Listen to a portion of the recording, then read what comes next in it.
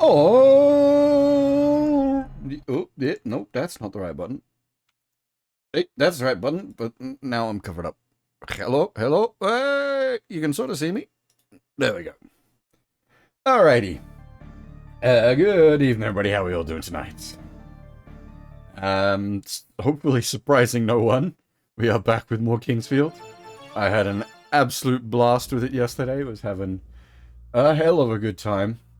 Only reason I ended up stopping was because I ran out of energy, basically. We went for 9.5 hours. I had not intended to stream for that long. But I certainly had a real good time with things. And so we are back tonight to finish the game off. We got... Yeah, unfortunately, gotta wait. This is a literal PlayStation launch title. It doesn't have... Well, I honestly, it's not just that it's a literal PlayStation launch title. I guess early video game from Software. It doesn't have a main menu. You have to load the save from within the game. This is like, there's like old PC games that did this. Like the Mado Monogatari games did this, where you had to load from within the first square of the dungeon because it didn't have a proper main menu. I guess this just makes this feel more like an old school DRPG anyway, so... Hey, what do you know?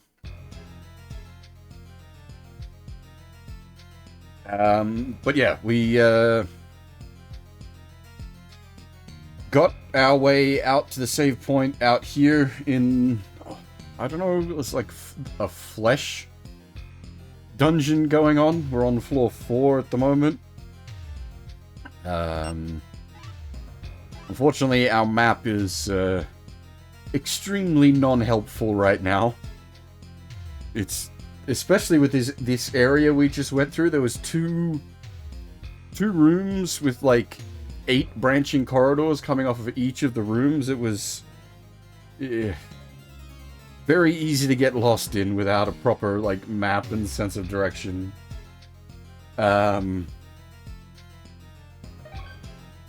What was I going to say?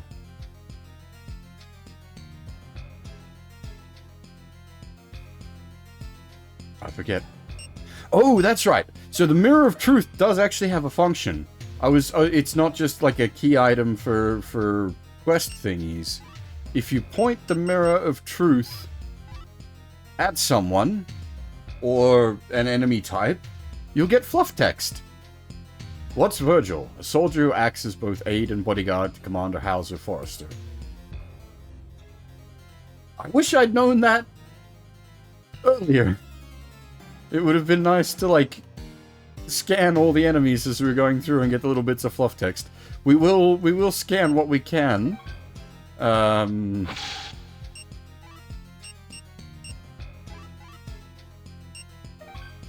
As we continue on, since I now know that. Okay, yeah, he looks like he's rocking out to the dungeon theme because this is quite the bop, but unfortunately he is in the process of dying. He did not make himself very sympathetic though, because he's literally sat in front of the save point. You have to like squeeze past him to be able to get to the save point. It's actually quite frustrating.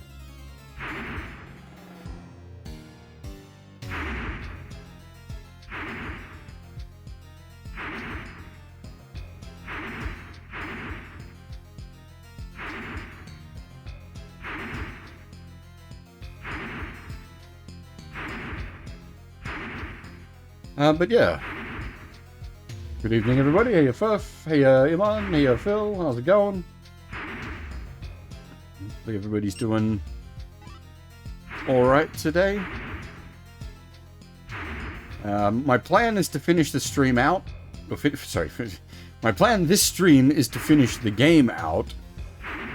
Alright, so can we scan the golem? Play golem. Someone blew life into Earth to make this giant. Because it's powerful, it does a lot of damage, but its attack is repetitive. Piercing attacks work well to destroy it and return it to the Earth. this fluff text and, like, mechanical description. I really wish the game had some way of, like, conveying to you this is what the Mirror of Truth does. Because this is cool as heck.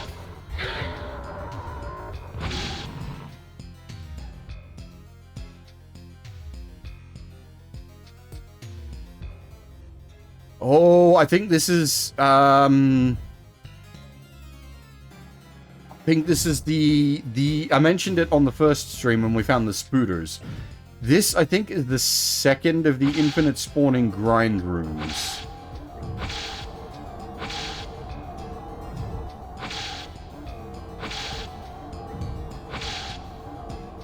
I believe the golems in here spawn infinitely.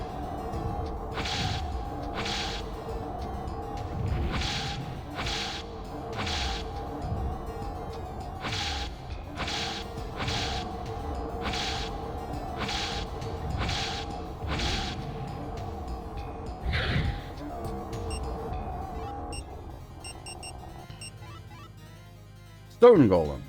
A stone that somehow has blown life into it. Oh, it's a stone that someone has blown life into.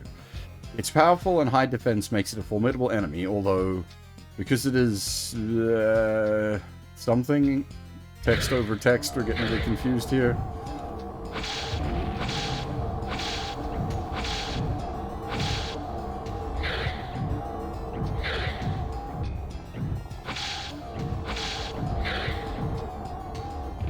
I want to get the treasure, but I gotta be careful of the rock. I think that's a magician's map. Okay, I think the rock can fuck you up.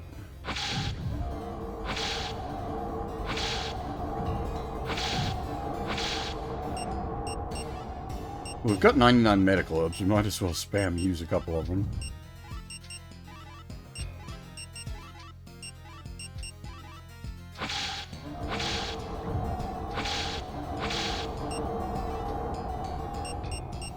Is it a...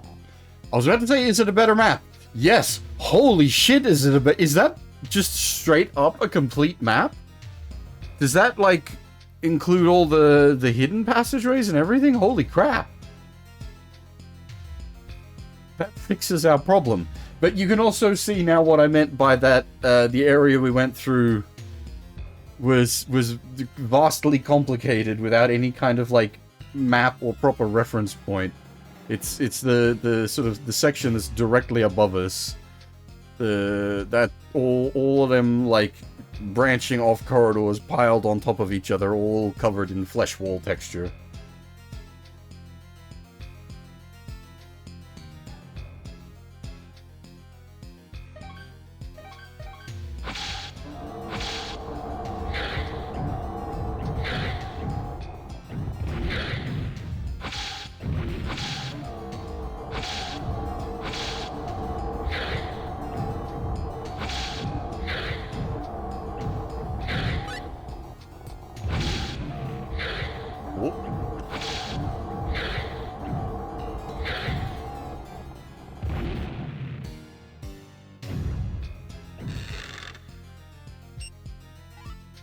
Phantom Road, nice.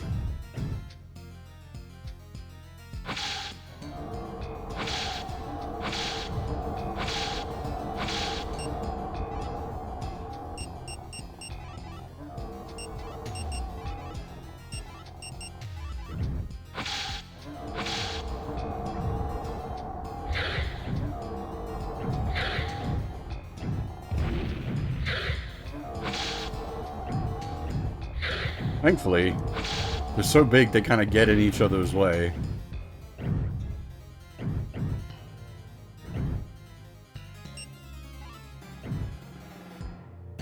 Oof. Okay, yep, that's not a safe spot.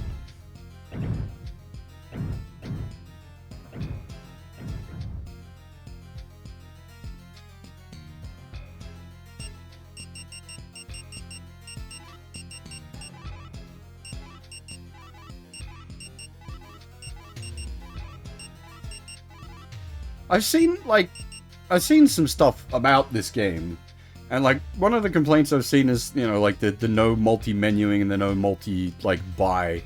Which, like, as far as quality of life goes, yeah, it's a little bit unfortunate, but the menuing is really snappy in this game, so it's not that bad.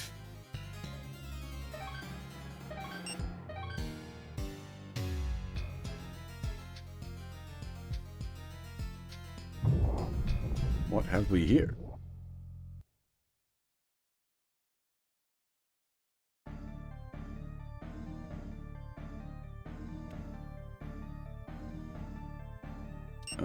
We back on floor 3? Yeah, okay.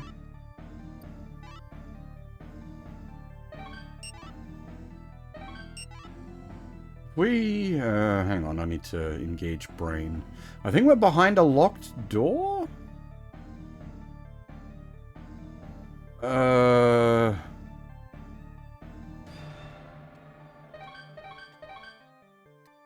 like, another common complaint I'd seen about the game is that, it's hard to navigate, and, like, with the map limits and stuff, but, like, it's not that bad, really. Until you get the Gravekeeper's map, it's a little dodgy to try to, like, keep everything in your head. But once you get the Gravekeeper's map, it's pretty straightforward from there.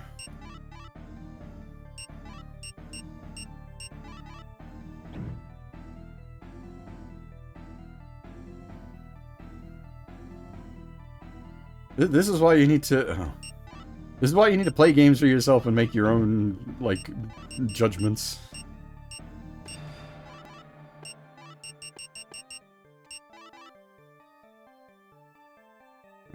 Well, as I said, locked door, so I guess we ain't going this way. We need whatever unlocks that door. That's two, like, pseudo shortcut teleports we've got access to now that are leading to locked rooms because of our lack of relevant key. Hey Ryu, how's it going?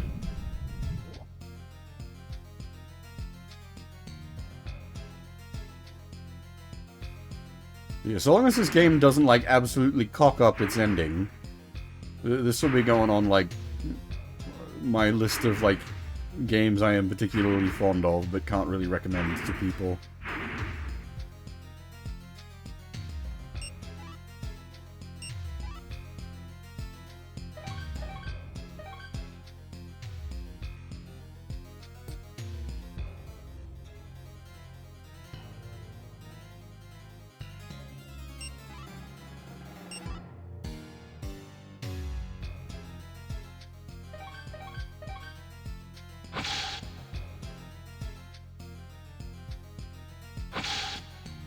So the controls aren't really too much of a problem for me either, because I'm used to, like, the PlayStation 1 Armored Core games.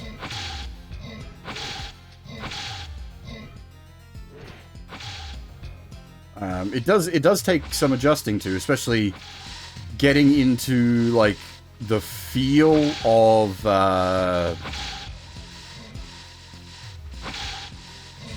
the movement and whatnot, but again, the same was true in Armored Core. You had to get, like, used to the feel of the ooh, nice. That's worth a fair bit of cash. Another, okay. Another bottomless pit trap.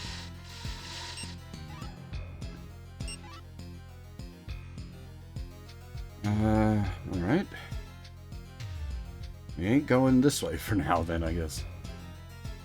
Hey, Hitman. How's it going?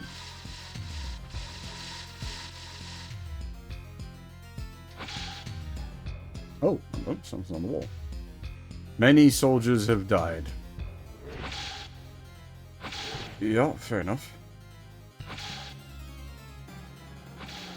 I really enjoy the Ryuga Gotoku. What the heck is this guy? Games But I don't think I've... Idiompus! What the fuck? Airborne... Well, not airborne, it's not flying. It's just... It's a yumping enemy. What the hell?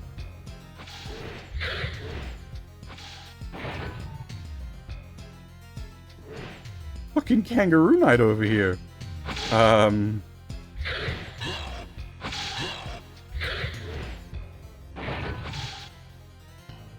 That's cool. That's... I did not expect that.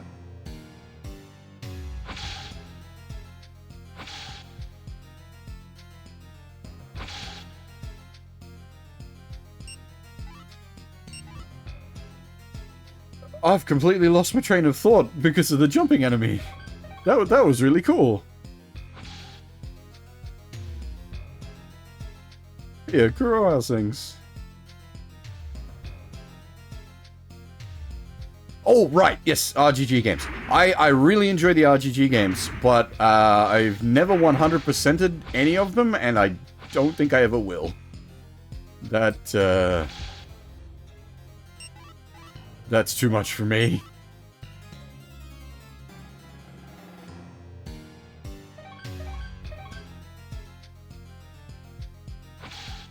Yeah, all the mini games, all the collecting shit.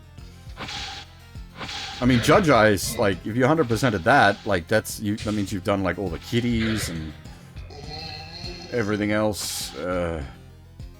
All the waifus.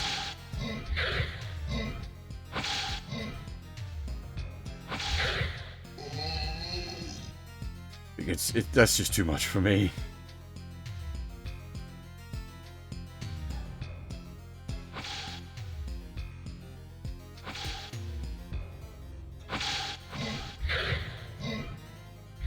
There's one behind us, I think.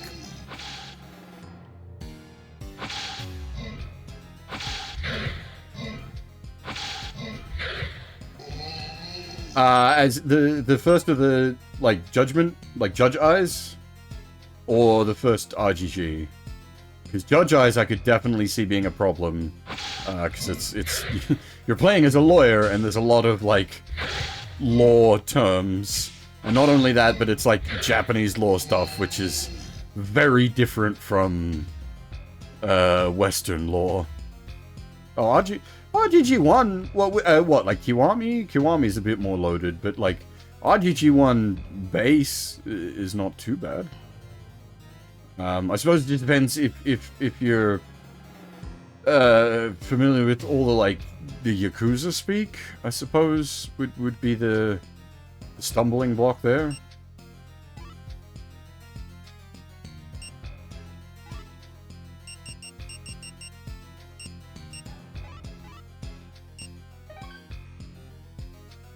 I gotta remember to scan the enemies. Don't mind me while I stop mid-combat to shine a mirror at my enemies.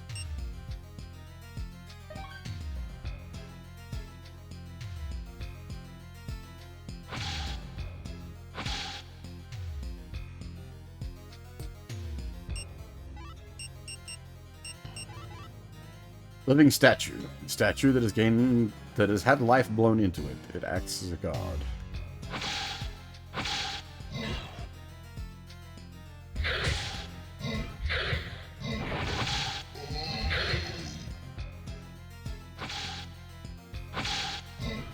Unfortunately, I can't really do anything but face tank these guys because they're so close to the pit holes. And we've seen before some of the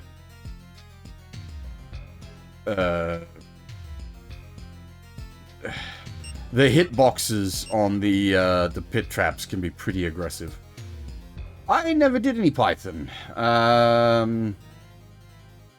Oh god, what languages did I do? Pascal, C, C++, Java, a bunch of different, like, web dev stuff. I mean, all your basic web dev stuff, HTML, JavaScript, fucking CSS. What does SQL count as? Is that web stuff, I guess? Just databases.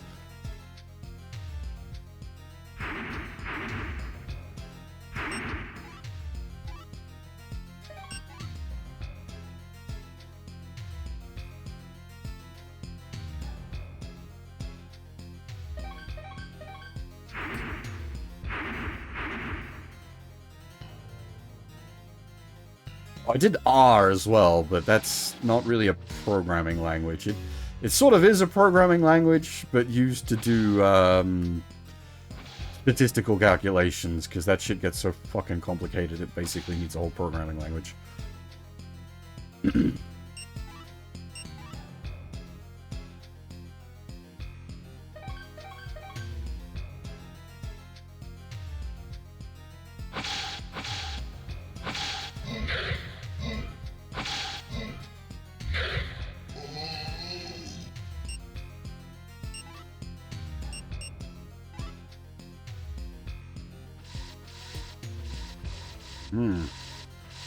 This is unpleasant. Oh god, stood in the wrong spot.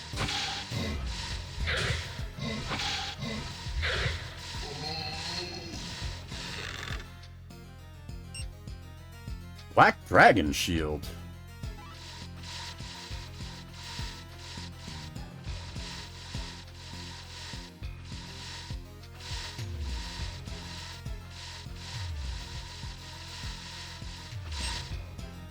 Medieval System Shock is Ultima Underworld, literally.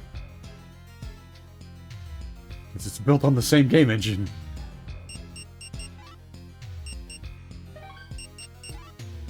This is more like a DRPG, but with freeform movement.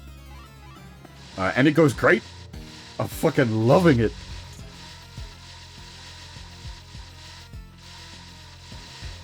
Yeah, C's very powerful, but, like, just C, that's why this, that didn't even, what? Like, I just thought that looked sus, but there isn't even, like, a texture misalignment on that one. Yeah, memory allocate, like, dude, yeah, having to, like, hand allocate memory in C is a pain in the butt.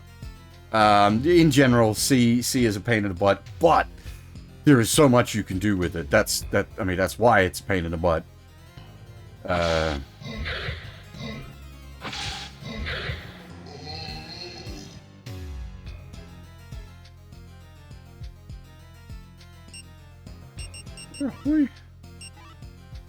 Oh, I see. Okay, there's a secret. Okay, so the Magician's Map doesn't show everything.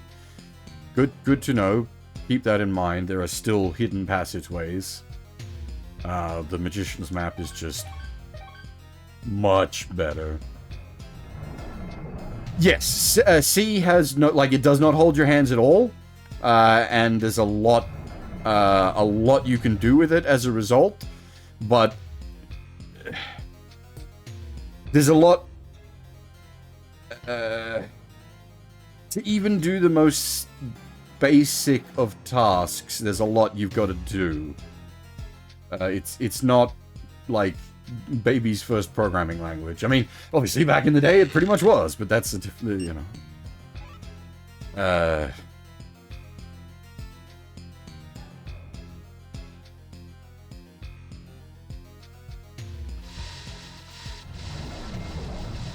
That's, wow! Fucking Christ!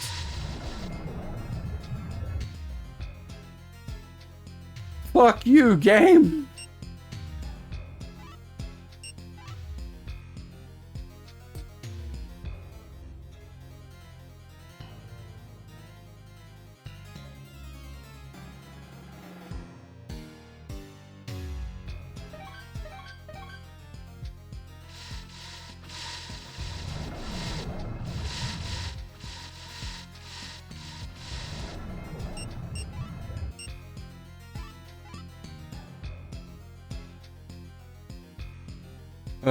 I completely lost track of what I was saying, sorry. But yeah, C is very powerful, there's a lot you can do with it. But you also need to do a lot to make it work for you.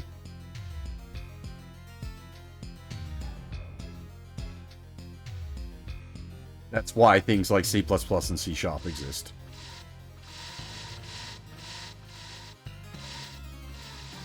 I am curious if these gravestones hide any secrets. Yep, I'm onto you, game. We're starting to think on the same wavelength. we've been doing this dance for a little too long now. I've got a feel for things.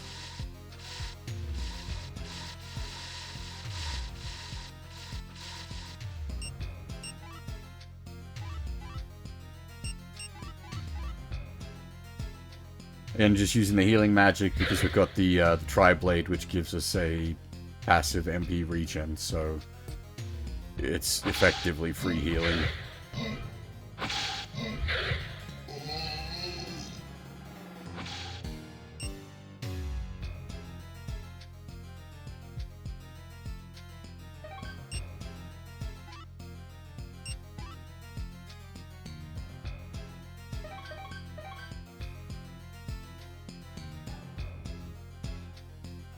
A lot of what I learnt to do in C was we basically, like, remade system calls by hand. Which you literally don't need to do because it has functions for all of those system calls. But the learning process was, yeah, basically coding a bunch of system calls yourself.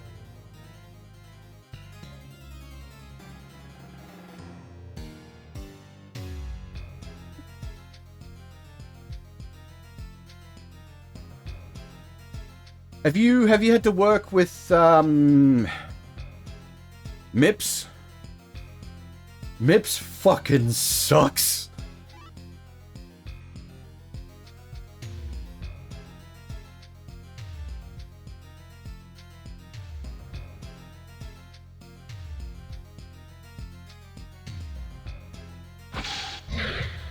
You can maybe tell from all my bitching why I changed from a programming major to a networking major.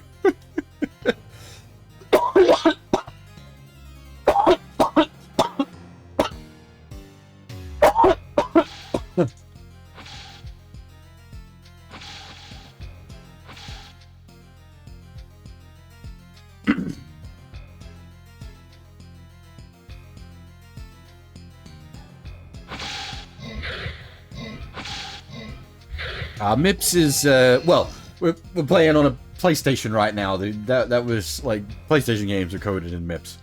It's stuff for, like, weird architecture coding, basically. Direct CPU instructions.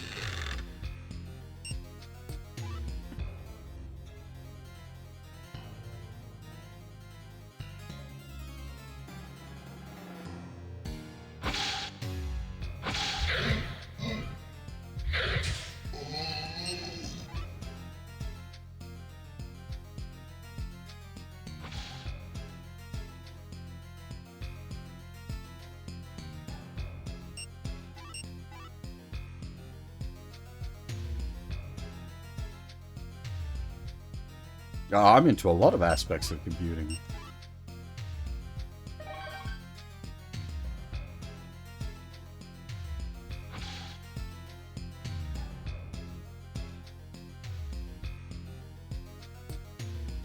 Always have been, ever since I was little.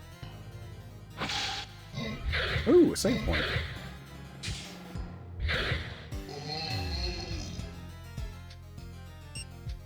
I do really like the music on this floor, but I feel like the loops may be a little short.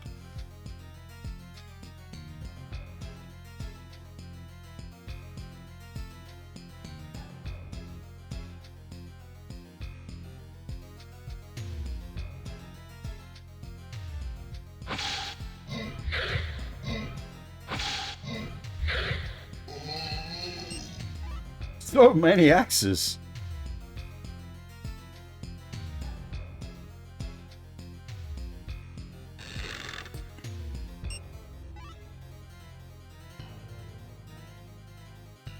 You might not, I was gonna say, it might not be so obvious, but I do, like, rub my face against the walls tapping the, action button.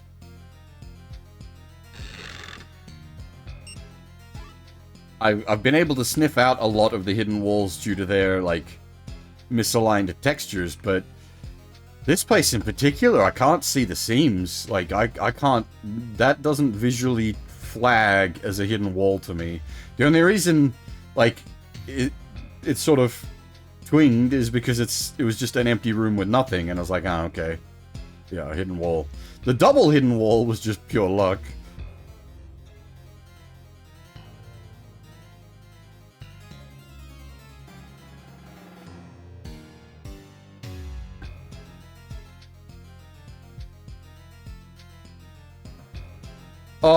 I never properly learned... I never, like, properly learned how to do the math for doing Big O stuff. Is there a fucking fourth hidden wall here? So I was just like, if there's 2 hidden walls, is there a third? Okay. That was part of my problem with that Ravage, is every time I'd hear it, yeah, that's exactly where my mind went. But it's for, like, working out, like, how fast a set of instructions can be carried out.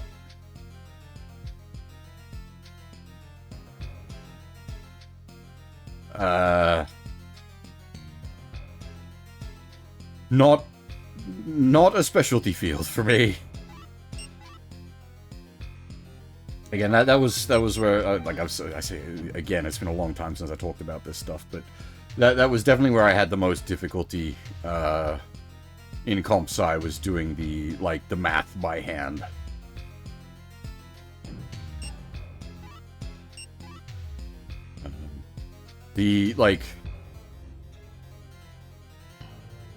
Doing the Big O math was like, yeah, that was, as I said, I never properly got a grasp on that, but at least understanding the basic theory of it is useful for just, like, understanding how, like, the hardware works.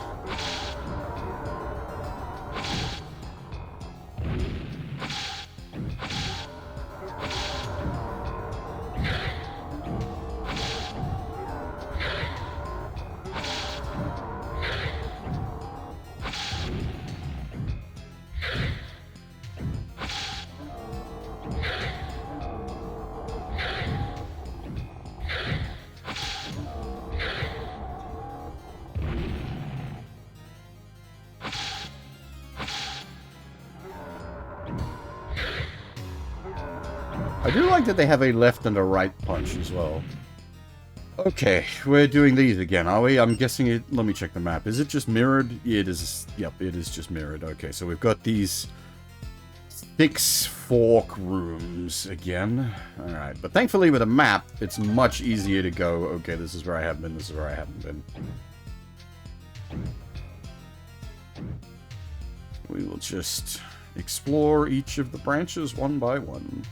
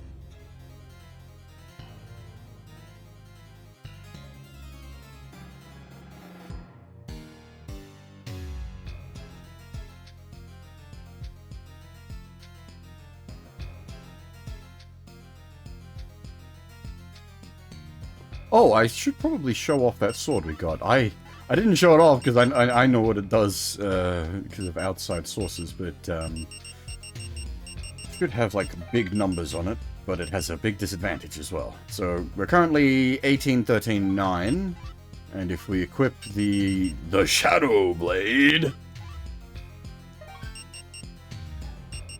we are 18, 13, 9? What? Huh. it's the same. But, yeah, the thing the Shadow Blade does is it puts you in a permanent state of darkness. So if you remember me getting annoyed at being, like, having darkness inflicted upon us, by the bloody ghosts, the Dark Blade, puts you in a permanent state of darkness while it's equipped. The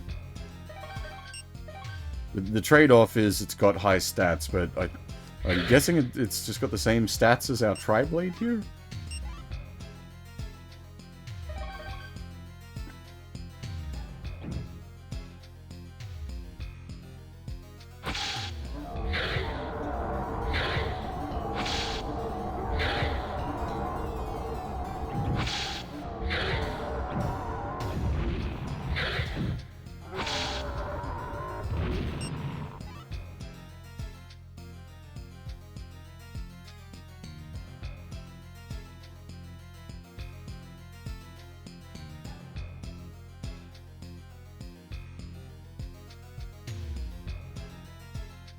Yeah, sort of unsurprisingly, as it turns out, I am in fact a big nerd, and I'm even educated to be a big nerd.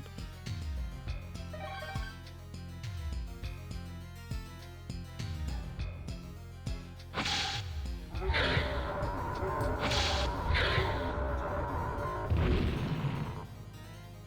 have a piece of paper that says I'm officially a big nerd.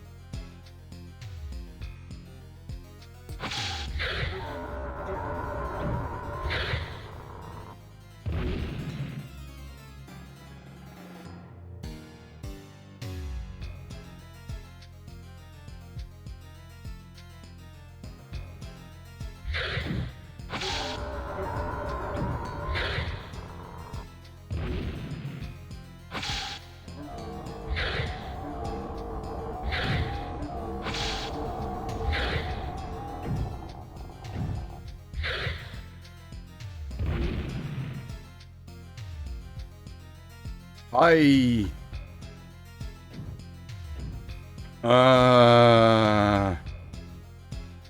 don't know if I can scooch across that bit.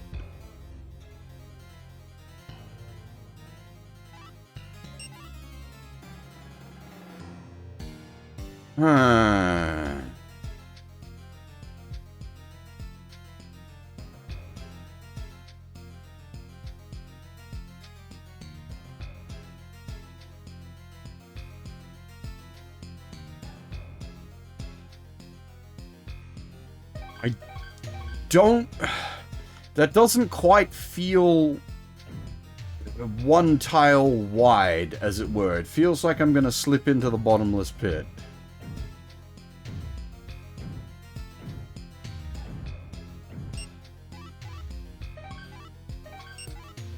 And there's definitely another way into that room.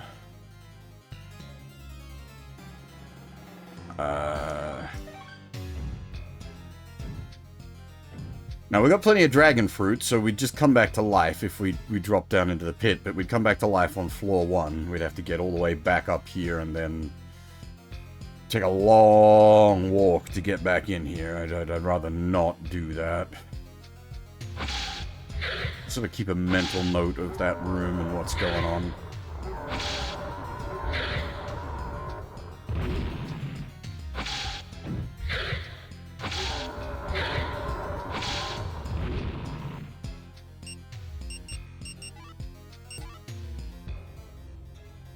We did all the side rooms, didn't we?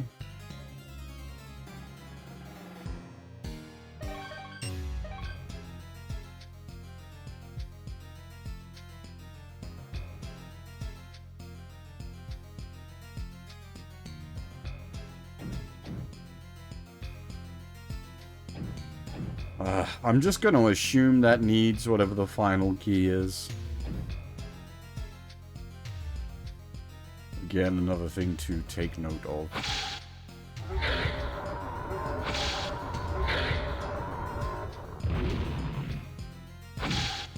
Every time, the golem's death animation just amuses me. Ooh, boof.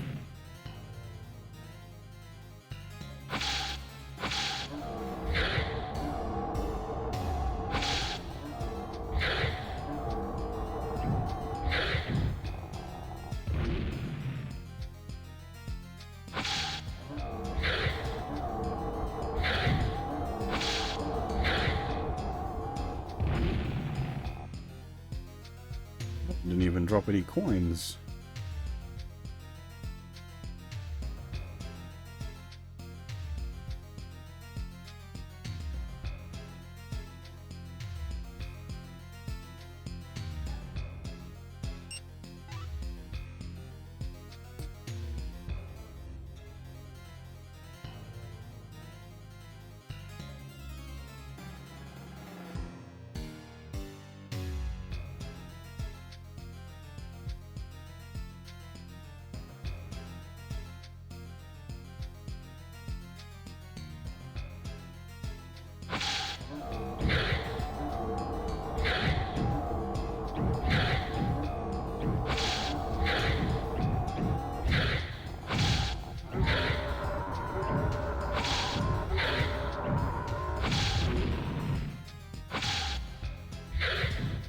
That got a little questionable.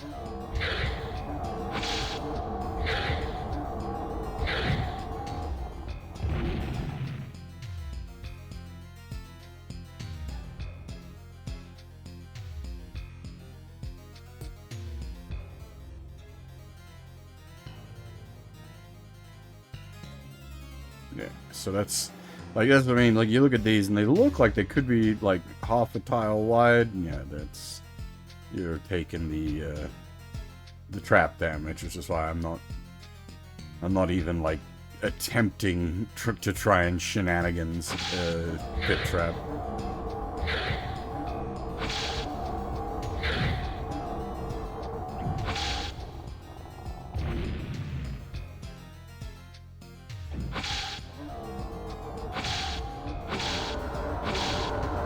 That's a lot of golem.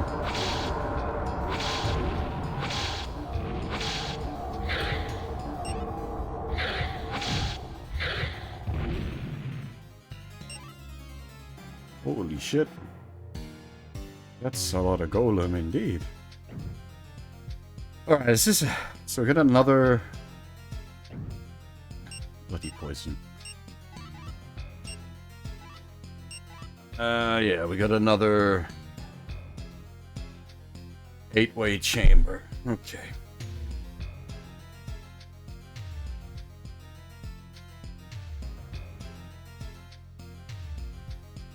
Aim in from there. Right. Oh, hello.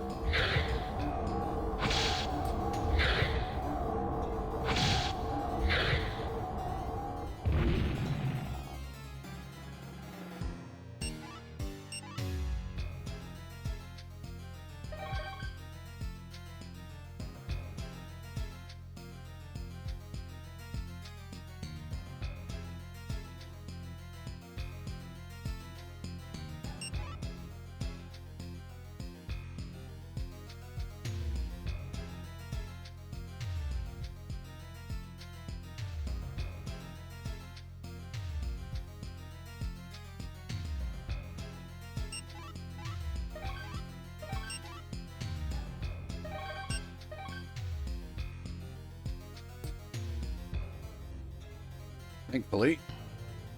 So I was going the wrong way quick enough there. Like I said, it all being this flesh corridor makes these confusing to navigate. Obviously quite intentionally.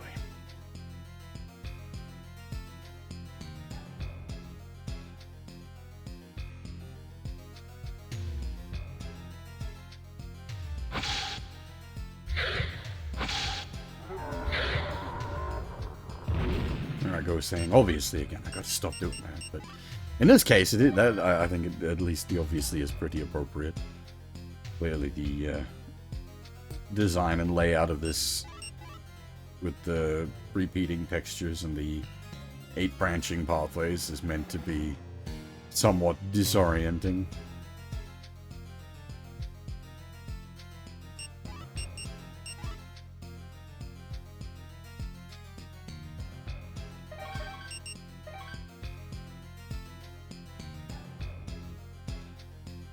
I should use the compass more.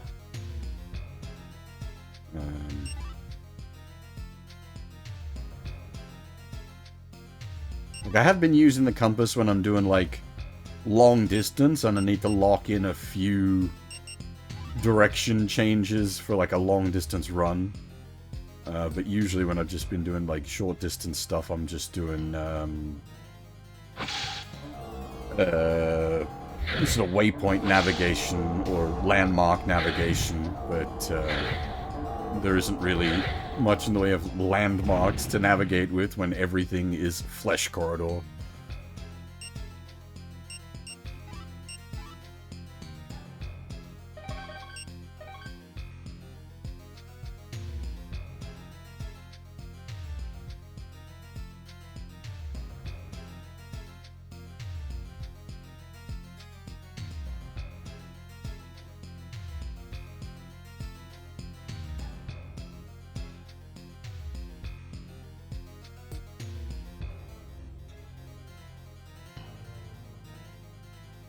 Something was mentioned the Kagero games yesterday. Thinking about it, these kind of like grid-based trap layouts is similar to that as well. Though again, I think I initially said they were similar to DRPGs, and I do stick with that assessment. This does feel like a free movement DRPG. Blackguard, and yes, I like almost all the music, possibly all the music that's been in the game thus far. My only complaint with this track in particular... No, this is, Twin Fang? Triple Fang? Triple Fang.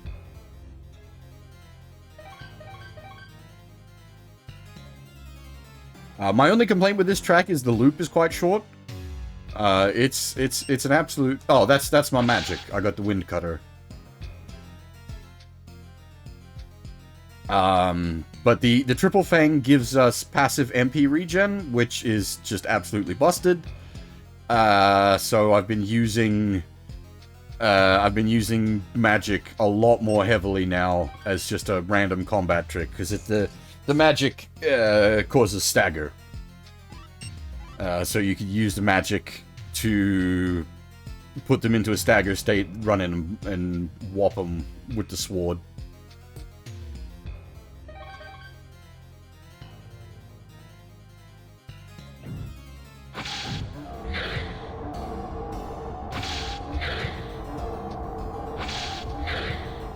Like thus.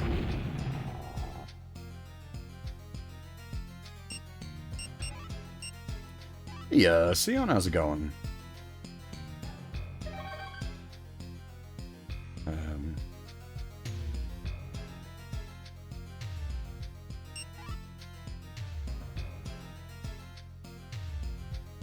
What was I talking about before? The Dark Magician's true form is a diseased monster. Okay. We have heard a fair bit about this Dark Magician now.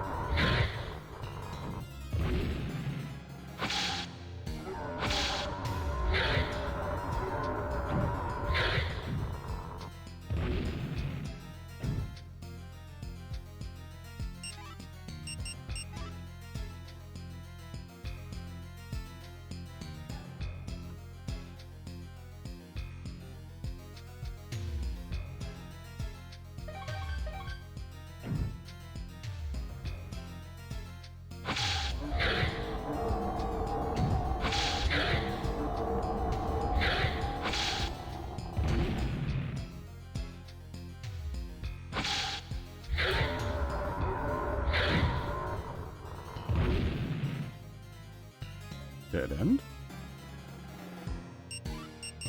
Really? Hmm.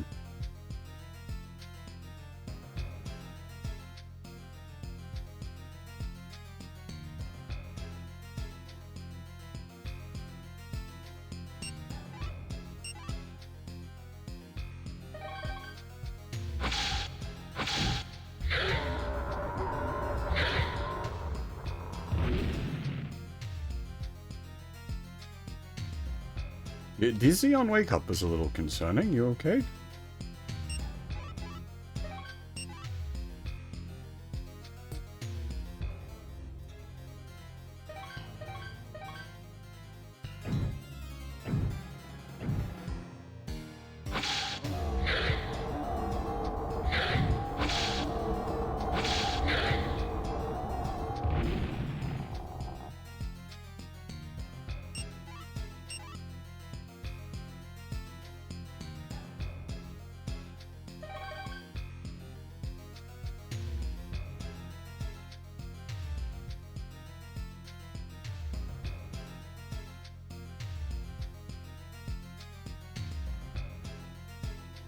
Ooh, save point.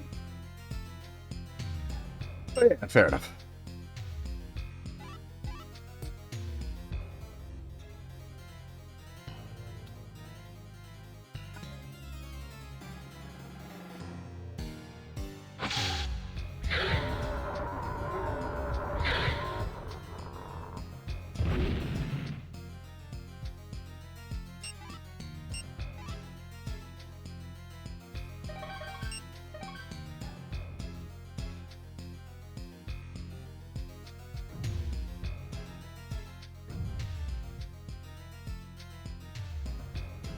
Yeah. Saturn Shrine, Earth Star. Okay.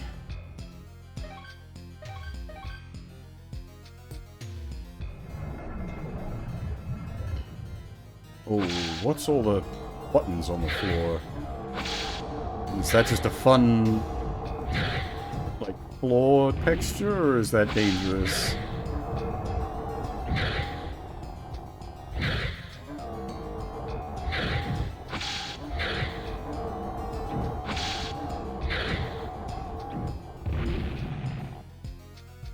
Seems to just be... I think it might actually just be a texture. It's not actually, like, polys? Or at least it's not, like, walkable polys. What? Boulder?! What? What the fuck?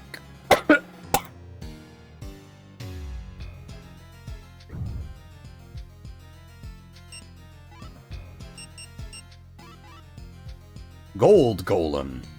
A golem made of metal. Its body shines golden and has very high defense. It casts a stone spell.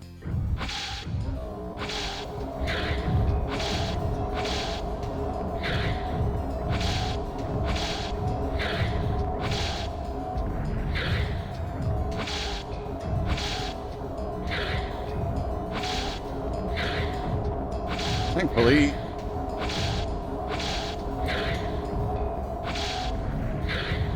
the old circle strafe is still valid. Oh my, they dropped money though. Holy shit. I suppose Gold Golem, that makes sense.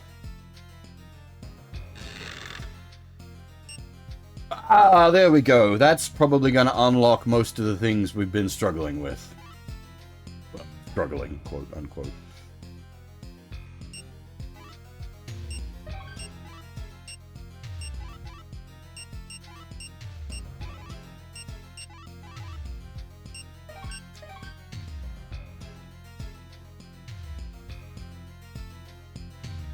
Well, that's, I think it's an actual, like, there's a, like, logic to the pattern or something.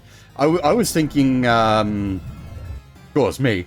I was thinking Rants, where the, solid gold hannies are, like giant gold golems, basically, that get, melted down and turned into currency. It's how part of that world works.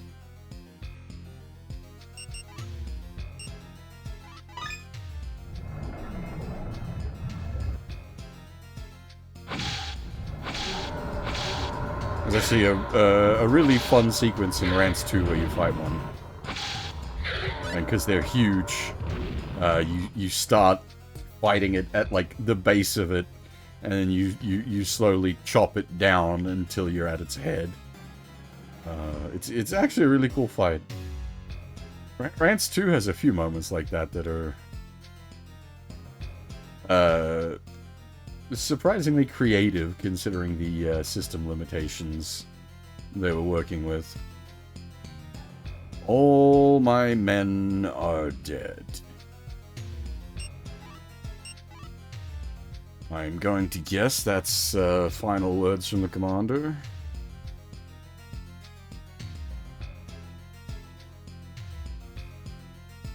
That being Papa.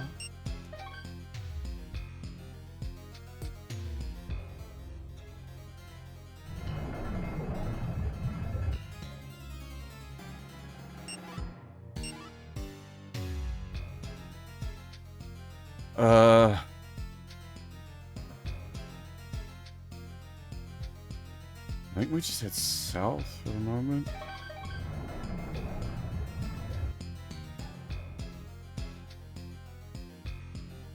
We haven't gone south yet.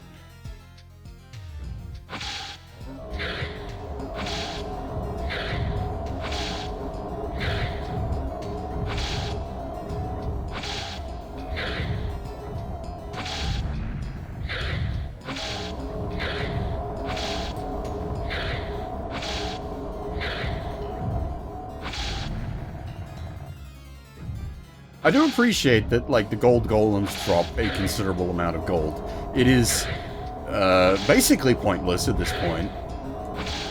Apart from, like, maybe buying a ton of the most expensive healing item before we attempt, like, the final boss or something.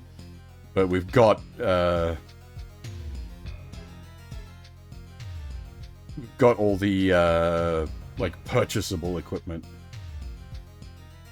Those are significantly bigger, Zan. That's what I was just saying.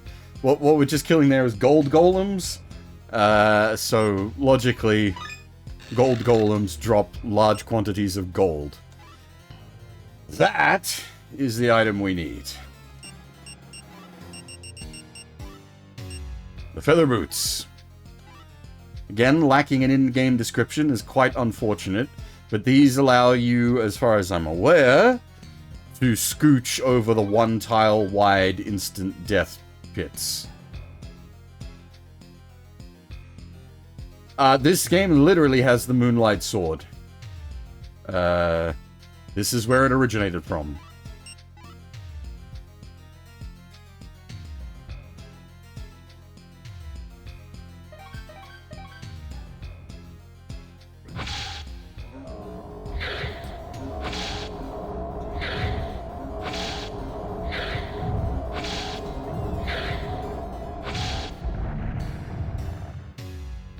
But yeah, also I found out by reading Manuel, the tree enemies eat and consume travelers, and that's why they drop a higher quantity of gold compared to most of the other enemies in the game. Because you're reacquiring that dead adventurer gold off them.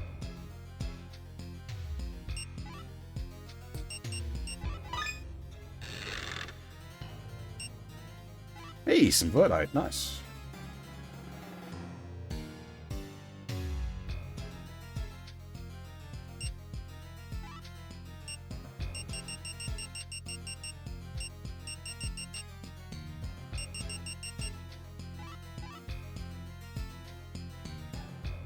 It's odd that like a gem named after the land we're in, its purpose is to eat it, and your magic increases.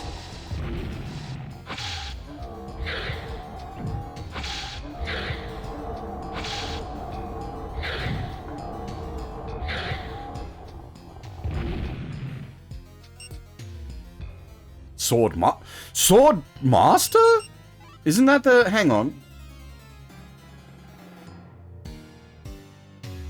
I think that's the Breakpoint class. The class system is weird in this. It doesn't really do much except for the... I think it's the Sword Master class.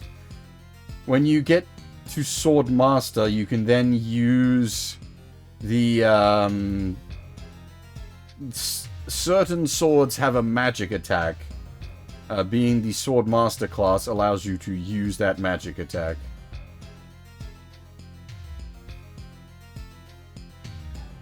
I don't know which swords the magic swords, though.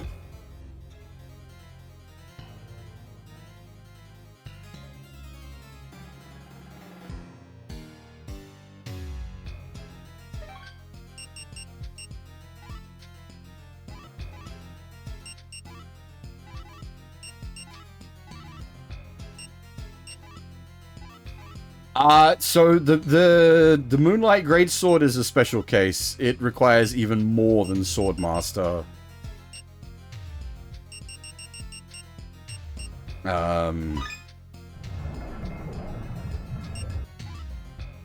Unfortunately, there is a bit of stuff in the game that is, well, there's a bit of stuff that isn't in the game, as it were. And the information on how the Moonlight Greatsword works is one of those. Well, the Swordmaster as well is also not explained. Here we go. This is the back entrance to here. And, well, hey!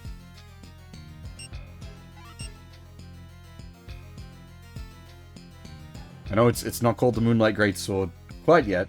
Hold on to your britches. But here is the base form, the Dragon Sword.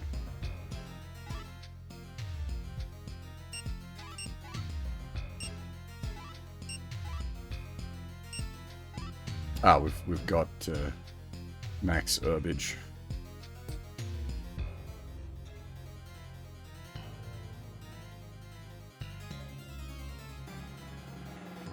Thankfully, it doesn't have that mechanic ravage. It's not, well, I guess technically Demon Souls does that with, like, forging souls into weapons, and then the Dark Souls games followed suit as well.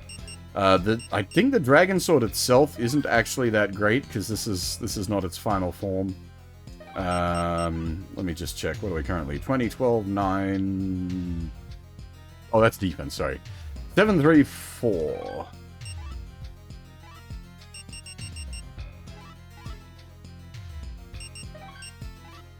And now 2, 10, 2. So, I mean, if we want Chop... She's got Chop, but she's also incredibly slow to charge.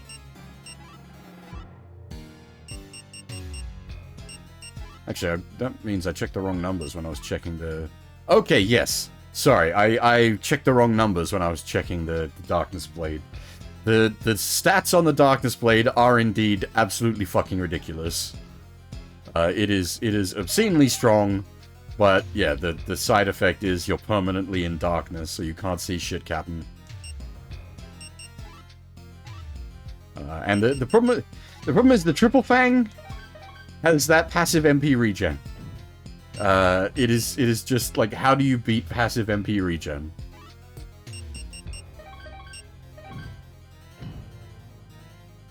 It is very silly looking, yes. Okay. You didn't see anything, you didn't notice nothing. I'm just making sure that these boots... Yeah, okay. So I'm just making sure these boots do what they're supposed to do.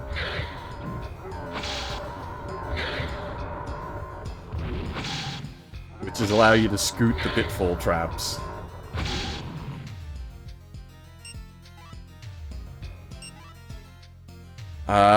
There was another uncollected item in the back here somewhere that needed the key.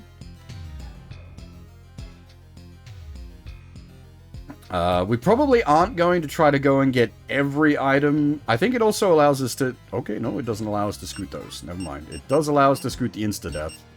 Just not the regular ouch ones.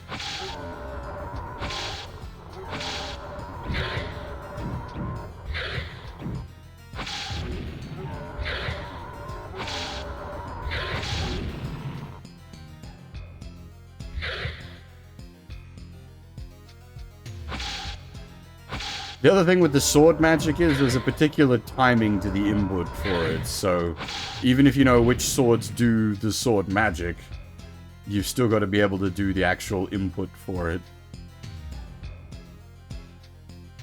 I think the locked chest was here? Yes. Remember when I said take note of certain things? Hey, some more Verdite. Hell yeah.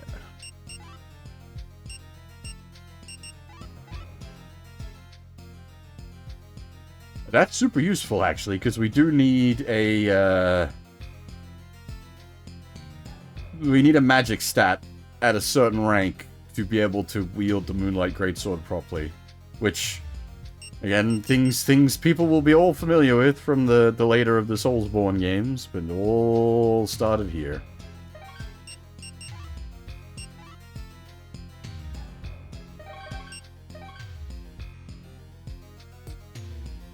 Which, honestly, has been really cool to see. It's something I've brought up many times before. I really enjoy going through older games that are, like,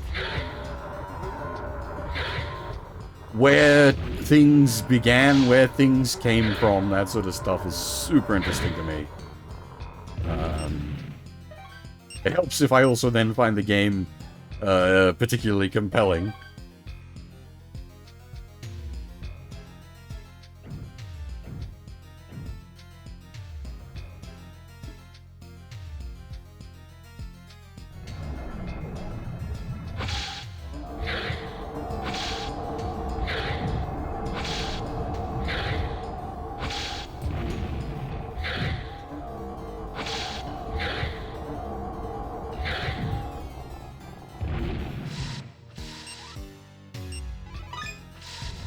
I don't know if the, like...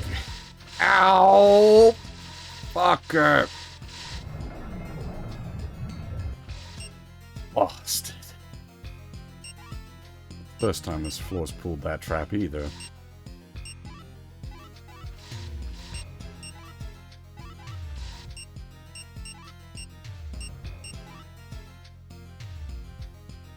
That's not even got, like, a secret door behind it or anything, because that backs onto another corridor. That is just a fuck you.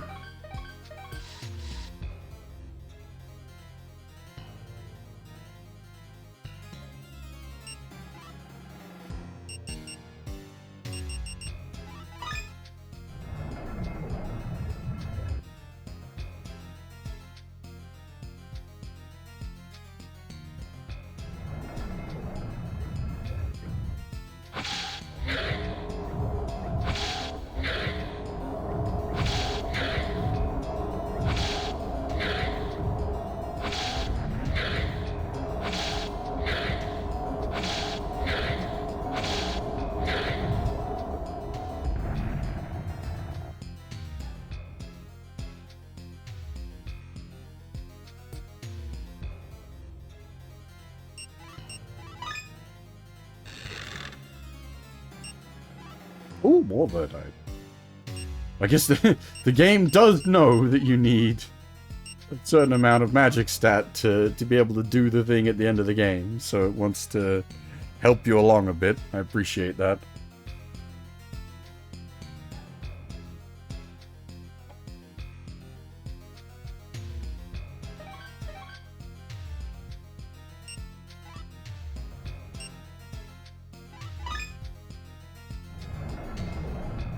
Honestly, there's a lot of this game that is surprisingly good design.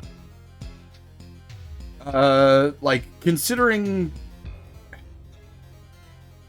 It's basically the first 3D, like, DRPG like this. There's a lot of design decisions in here that are really good. Like, it's a bit clunky, but in places there's elegance to it. Like, the way the items are laid out, for example, like the Keeper's Map and the Magician's Map are always at the top of the inventory. So that you've always got quick access to your map. And then your most recent, like, keys are always at the bottom of the inventory, which makes it super easy to, like, be using the keys while they're relevant.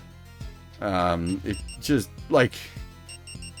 somebody actually thought about making the inventory not shit to use.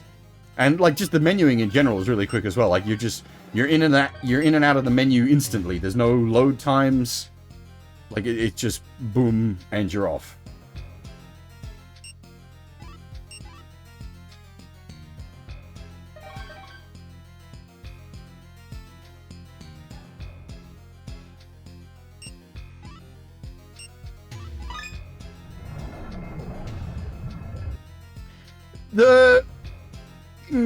The PS1 era is where it started getting bad. There's certain games where, like, loading the menu was not optimized. Final Fantasy 6, 6? Yeah, Final Fantasy 6 on the PS1 and Chrono Trigger on the PS1 had load times for the opening the menu. It's not significant, but considering how often you're going in and out of the menu in those games, it adds up.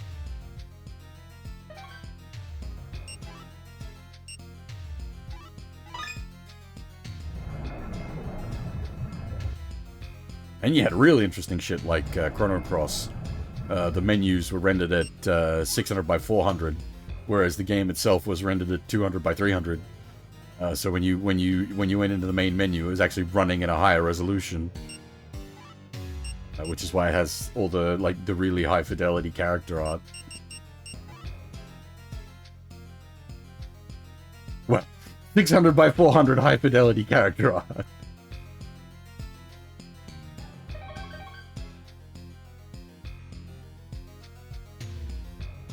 Save point was just here, I think.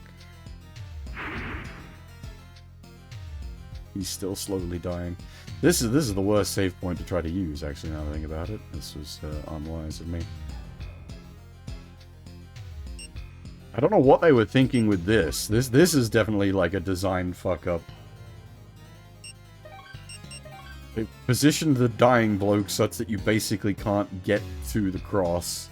You got all this room. You could have put him on this side of the room so that he doesn't get in the way of getting to the save point.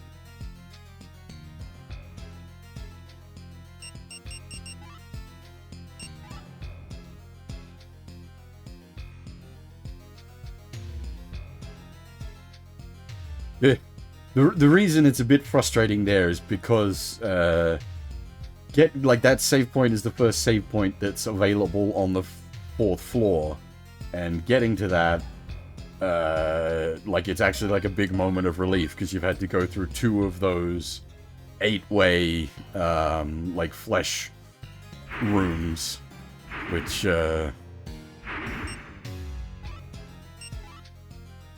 you can end up on quite a bit of an adventure before you get to that save point, and then you get there and it's like, fuck, I can't use the save point. You can, you just got to be very, very particular about how you interact with it so that you're not interacting with the body that's on the ground. Right, now I'm going to assume the Magician's Key allows us to open up the locked doors on the shortcuts.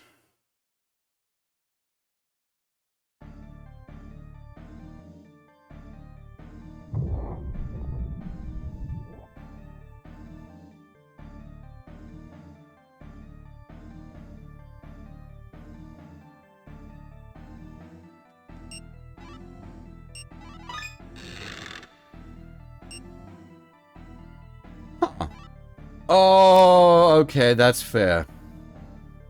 That's the second one of those we got, but, yeah, no, that's fair.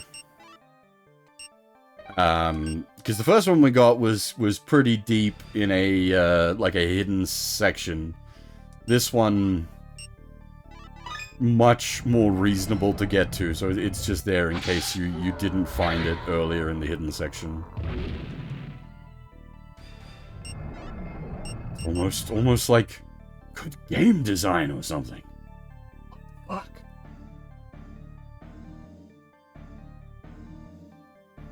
Did we have anything else? I'm just... This is the problem with, taking a break between play sessions. Like, alright, now...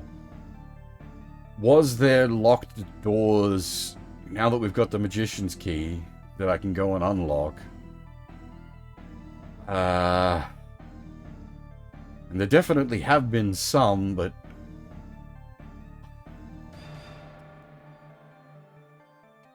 I don't remember where.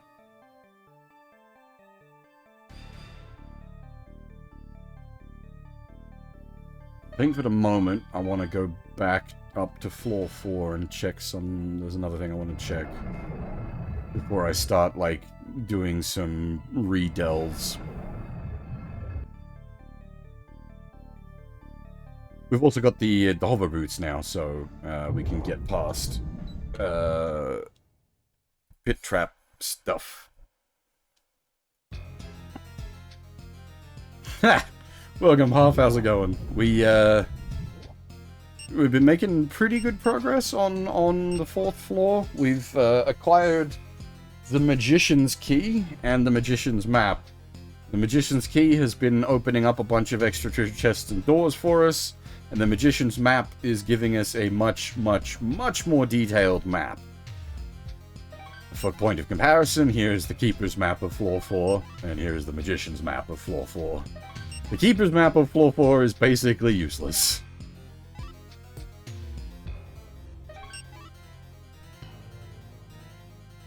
No, but we have found a few more scribbles on the wall talking about him. There was one scribble on the wall that said the true form of the Dark Magician is some rotting corpse or cursed corpse or something like that.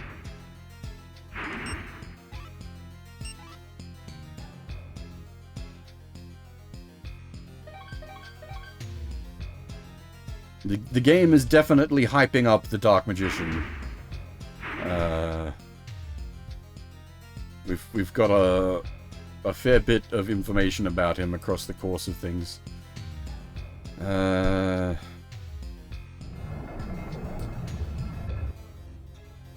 Oh, actually, is there... Did any of the golems respawn in here? I want to show something off. But I need something to point at.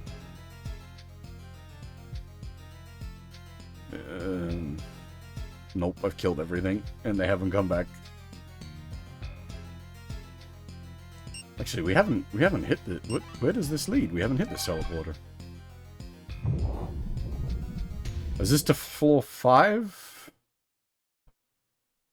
But there was another teleporter down the other end.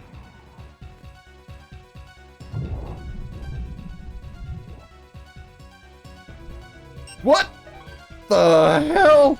I mean, you guys will do for proving an example, but the Mirror of Truth has a function. It gives you fluff text.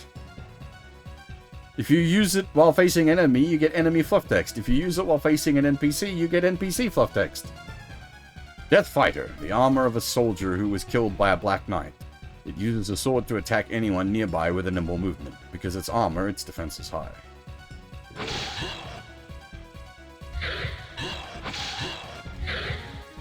Again, cryptic FromSoft fluff text. All began here.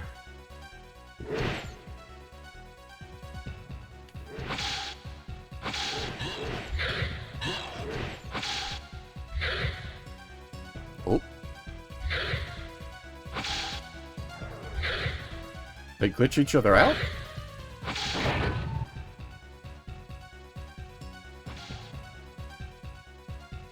Zoom?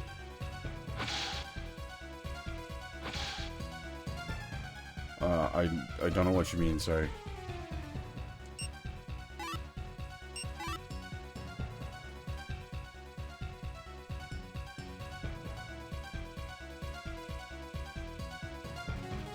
What? What? Did I break something?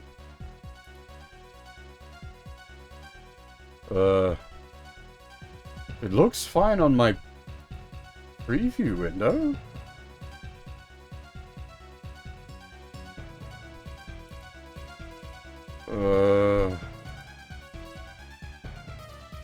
Did you hit theater mode?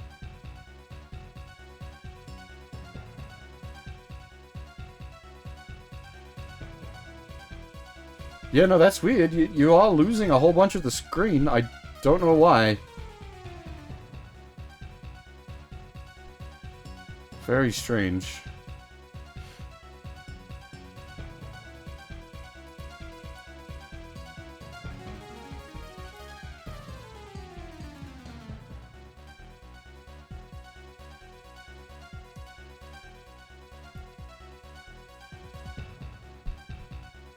Unfortunately, yeah, that's not on my end, so I cannot help you there. Try the theater mode button. That might do your fix your window sizing up.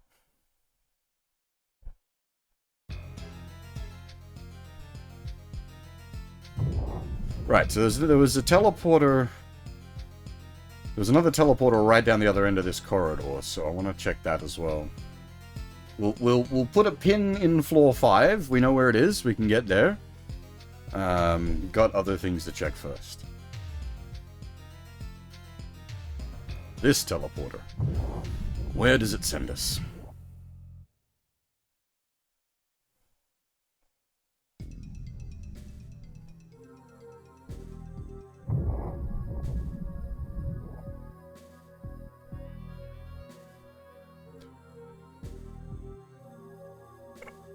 It's floor 1.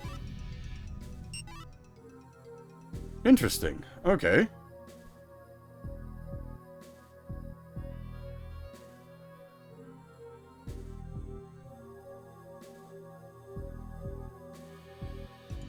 And, like, reasonably close to the shops and the fountain and everything. Is that behind, like, a invisible door?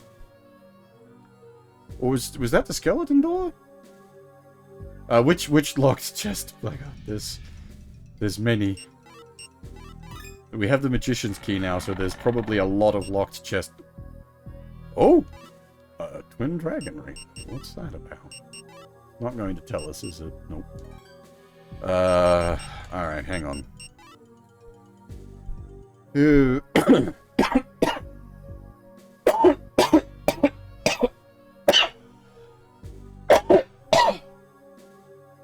Sorry.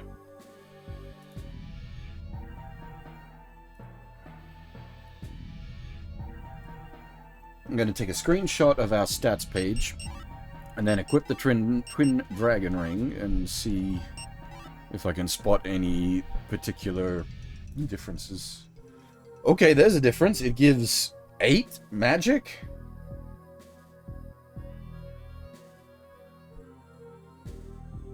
That's kind of huge. I wonder if that counts for meeting the minimum stat requirements for things.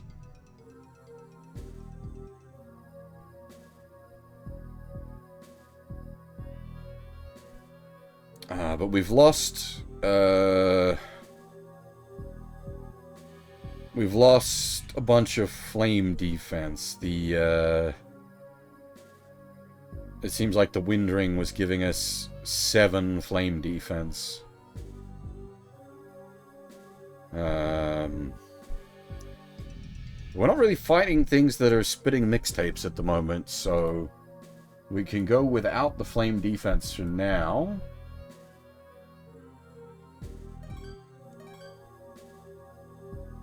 And just keep in mind, and if we need to come back and, well, not come back. If we need to, we can just re-equip the wind ring for the extra flame defense. We've still got the flame mail on, so we have some fire defense anyway.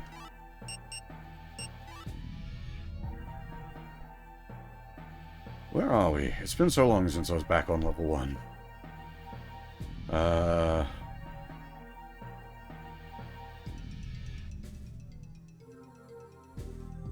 think that's shops. There's shops down there and shops over there, and this doesn't help because I can't really indicate to you guys what I'm talking about.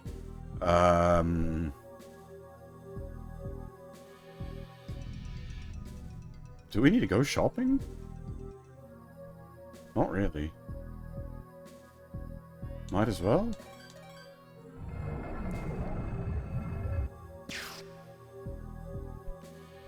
What was that noise? There's nothing on floor 1 that makes that noise. Oh, no, that's a spider.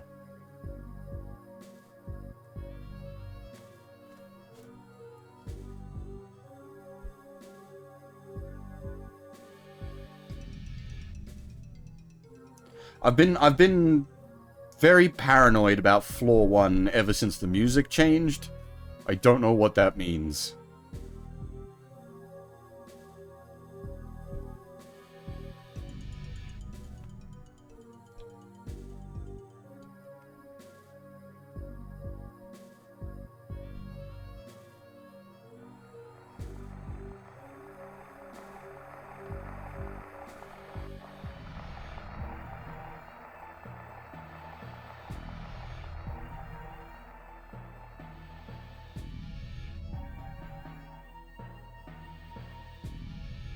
No, this is going into the caverns. I don't want to go back into the caverns. I'm going to go into the shops.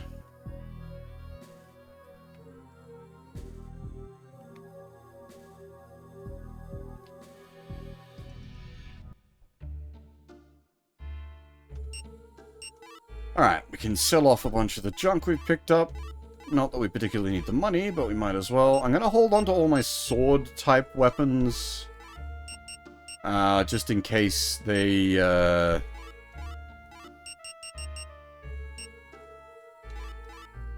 have sword magic.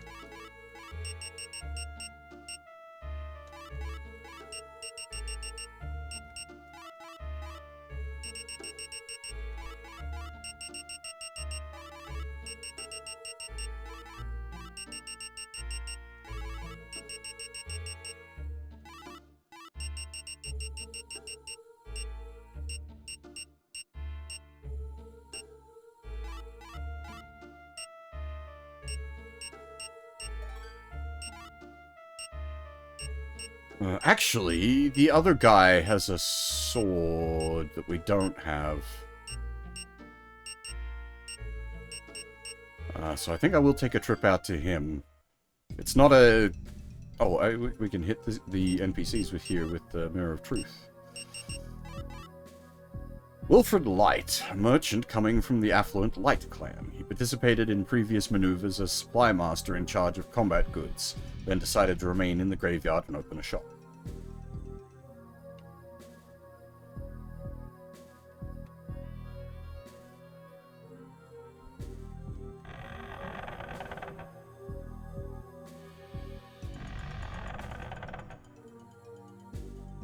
It seems like there's getting to be less monsters. I can't wait to hear about the commander's bravery when he returns.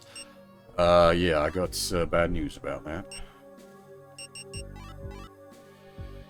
Basque Kreese, a soldier waiting for the return of his companions. He is the liaison between the suppression force and the royal castle. So some of these is just the straight up text that's in the manual. I wish I'd known about the Mirror of Truth's function long before this point, so we could have just been using it across the course of the whole playthrough to scan everybody.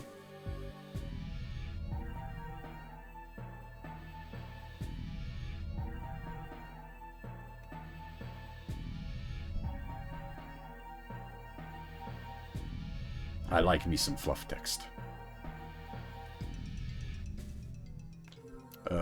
Yeah, no, actually, this is the one we want.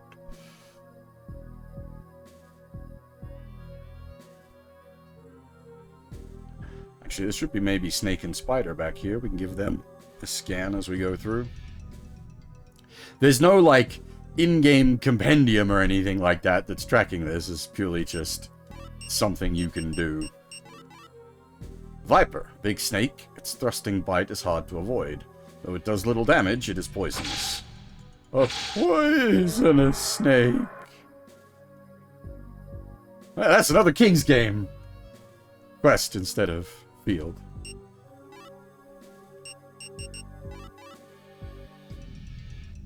Mantle lap. Though outwardly it looks like a flytrap plant, it is a living animal of flesh. It is a strong biting attack, but it can be defeated easily if it is caught off guard because of its low defense. Not incorrect.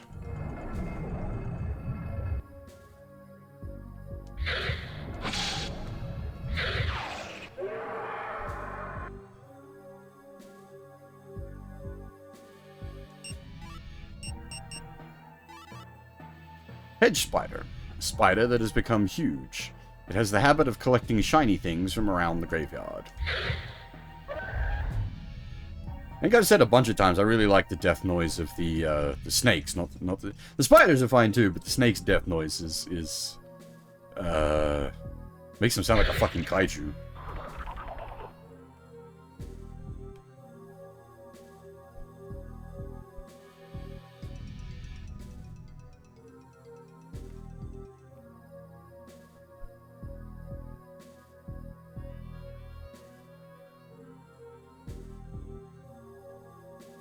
We haven't scanned this guy before either, so that should be interesting.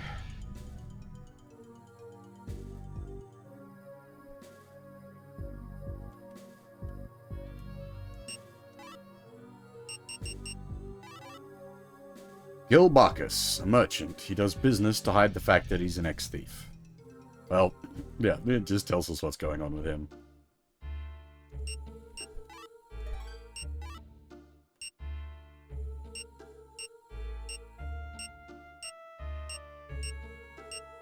That's what I was after. I am tempted to just invest in a bunch of dragon tree fruits. These... Basically, that let us cheat. A dragon tree fruit is a 1-up, and if you use it from the inventory, it's a full HP and MP heal.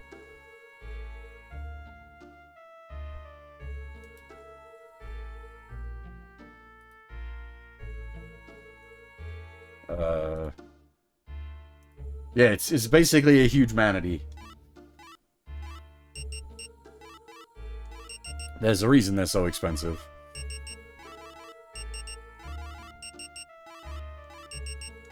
This is what I was saying, like, we're at the point where,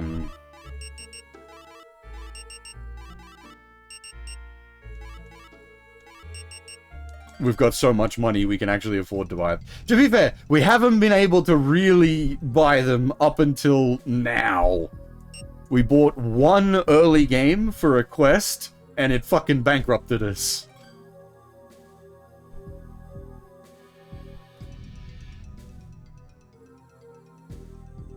And I was kicking myself for ages after that, because in that area, there's a whole bunch of them that you can find.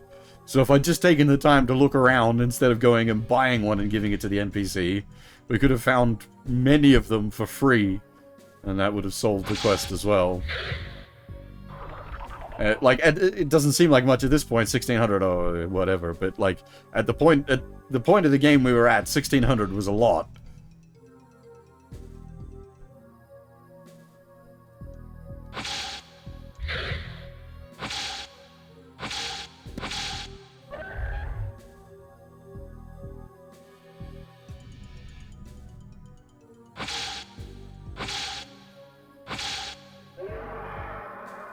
But yeah, the death noise on those guys,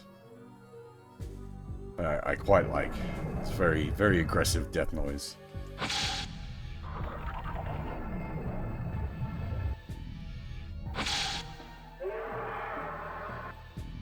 Oh yeah, absolutely it was an idiot trap.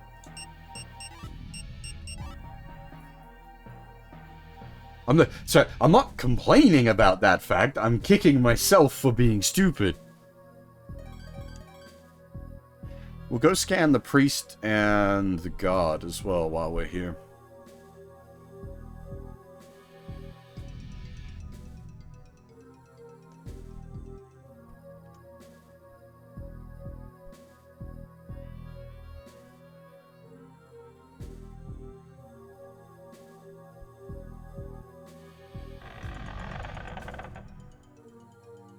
Also see if they've got any other bluff text. If this is to be a battle between good and evil, I want to believe that good always prevails.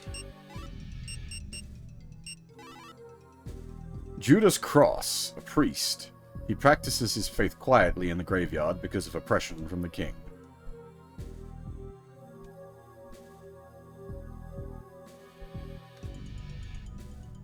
Judas is a bit of an unfortunate name for a priest.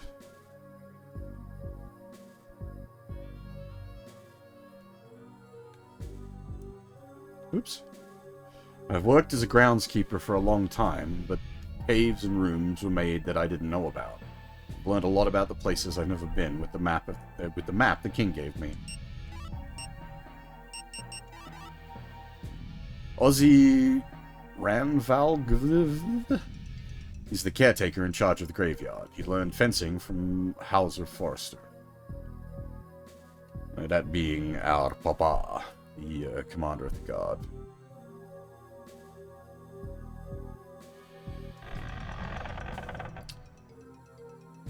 I don't really think there's anyone else I want to scan. I'm just trying to think where I want to go from here. Because we have the Magician's Key, so there are things we can open up on most floors that we weren't able to open up before.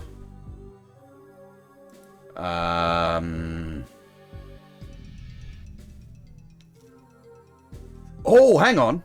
Hang on. I wonder if it...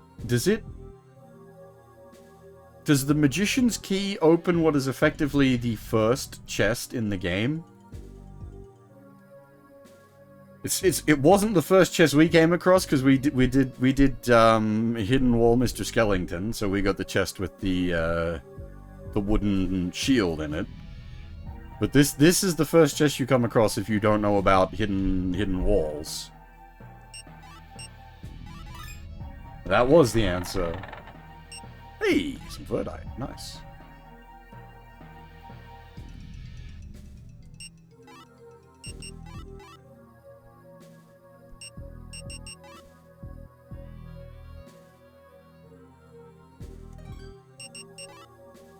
Now, where is it? So this is going to be a significant, like, physical downgrade. But I'm pretty sure it has a magic attack. Light Arrow, Machine Gun Edition.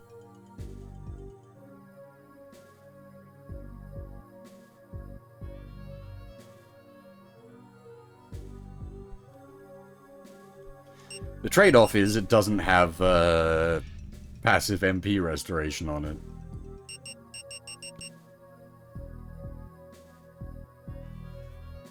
Alright, let me think.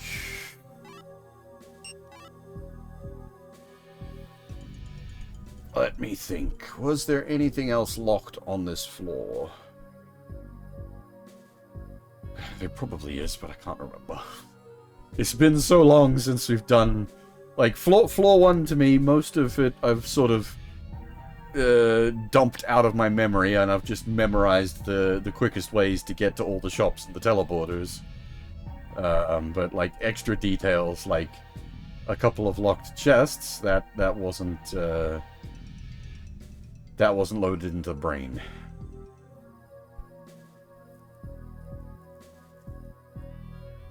Ah! There is the treasury on floor 2. If you remember, there was a chest up on the raised floor in the treasury that was locked.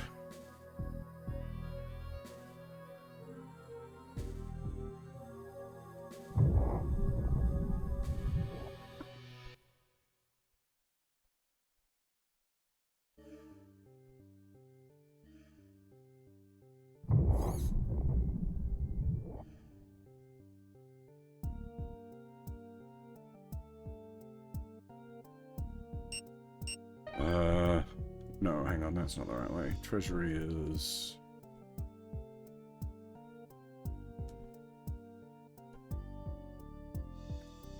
I do like this point when you're doing like a dungeon crawler and you get to the point where you're like...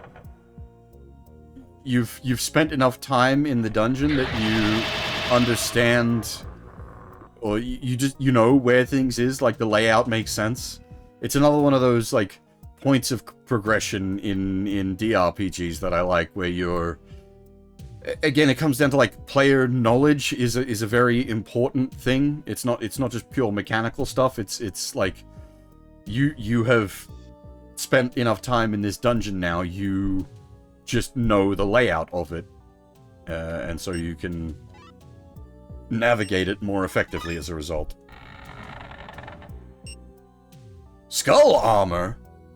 Talking about Yami Yugi, this looks like something fucking, what's he? The skull... Skull something...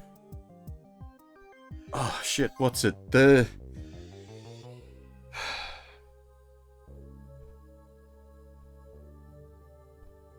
I'm blanking on its name, but there used to be... In super early Yu-Gi-Oh! There was meta around it.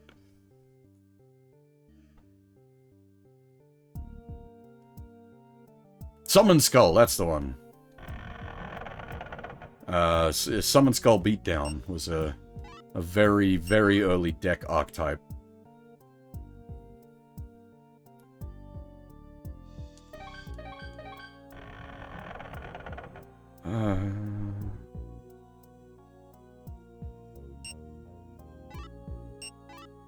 What's up, Huff? It might not look anything like the Summon Skull. I don't know, maybe that's just where my head went.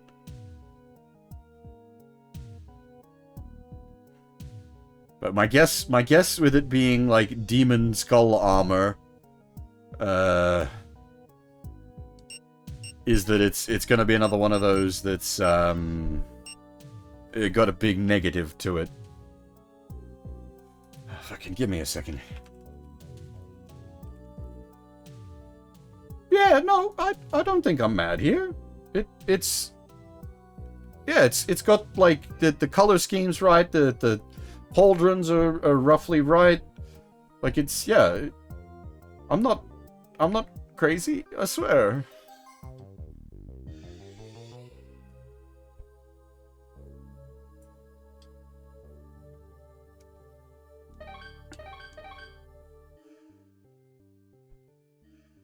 I know my, like, mental associations can be a little wacky sometimes, but that one seems fairly reasonable.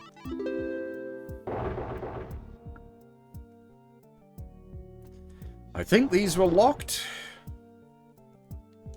Yes.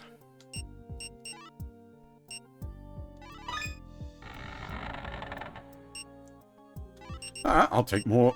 Oh, multiple dragon tree fruits. Nice. Yes, please. Let me go over here. This is going to be pre-Yu-Gi-Oh, I think. 94. I think Yu-Gi-Oh was 96. Give me a second.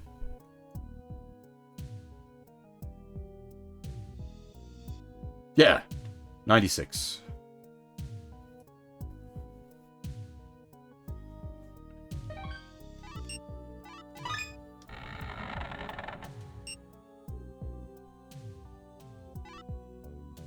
Once again, Verdite, I will gladly... What was that noise? I'll gladly take more Verdite. It's almost like the game knows you need a whole bunch of magic to do the thing. Almost like someone's intelligently designed this game or something. Oh god! Don't quote me on that. Then we have all the Jesus freaks in the house.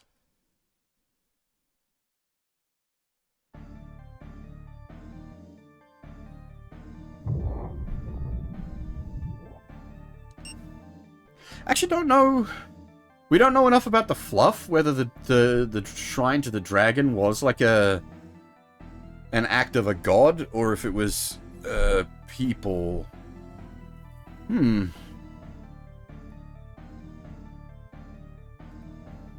Well, I guess most of the expansion to the shrine was people, so at the very least, it is... Yeah, it is actually intelligently designed in that sense.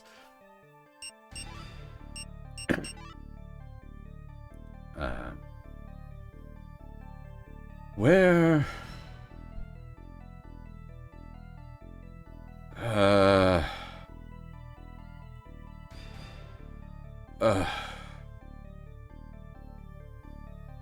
There is actually a big chunk of stuff we haven't explored in here because the door was locked. I'm going to assume that key is going to get us in. But that's a lot of... work.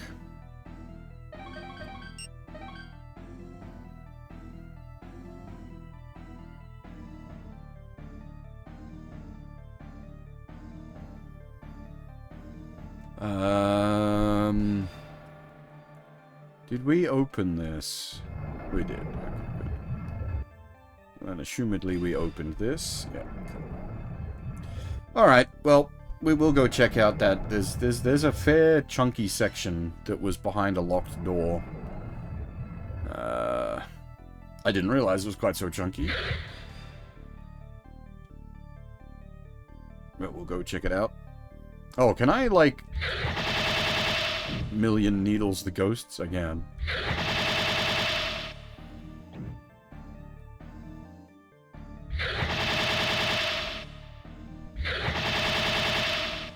Holy shit! I dropped a moonstone! I didn't even know that could be dropped! It's a cash money item. It would be very exciting to have got those earlier in the game, because that's like 800 money or something. At this point, it's not very exciting to get, but I didn't know they could drop them at all, so in a knowledge sense, it's exciting.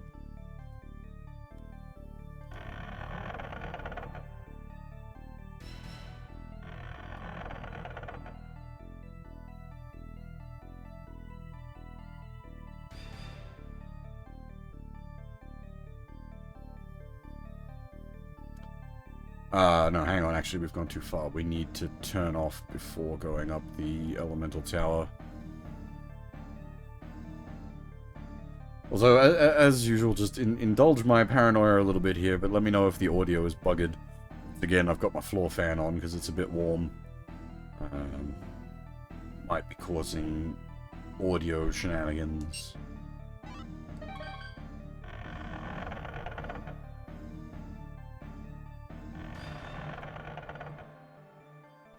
It's just because I can see my microphone, like, lighting up.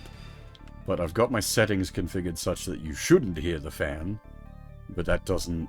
yeah. That's always a hard thing to tell.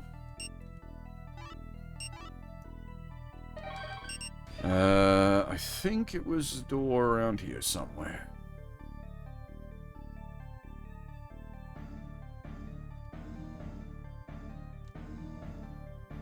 Yeah, Kingsgrave 4 chambers. Yeah, so this didn't open earlier. We have not been in here before.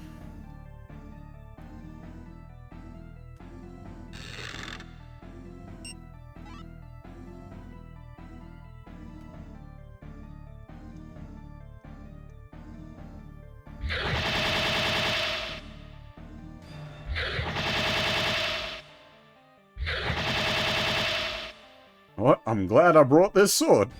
This is really good for dealing with, the damn ghosts.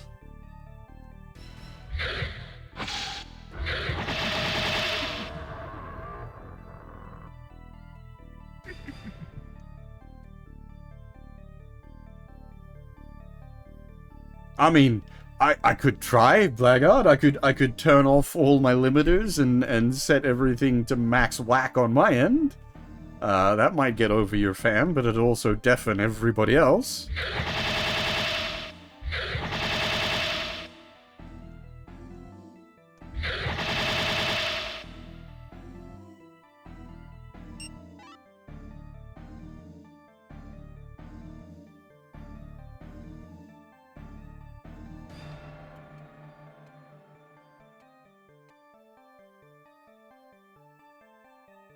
Yeah.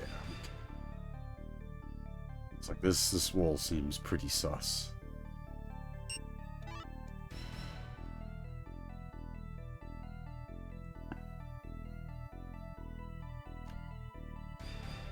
I do like that it's much easier. I got to assume it's intentional design at this point, because on the lower floors you can see the seams for the fake walls. But on the flesh wall texture, you can't see the seam, which is the like floor 4 and 5 wall textures. So I at first I just assumed it was a system limitation, but It might be intentional?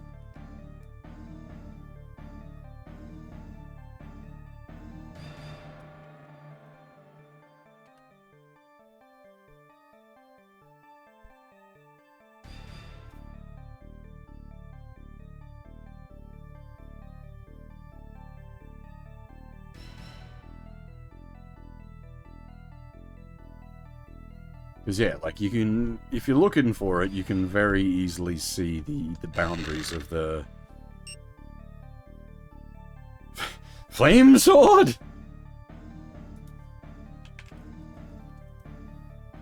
It's a flamberge. It's not a... It's not a flame sword.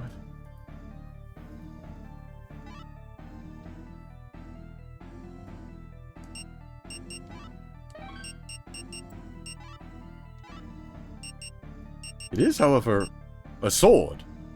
Does it have sword magic?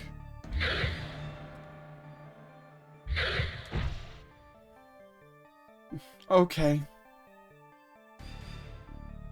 Well, it's a flamberge, but it's a flame sword. Oh my! If you get the timing right, it's really a flame sword. It's a fucking Flammenwerfer.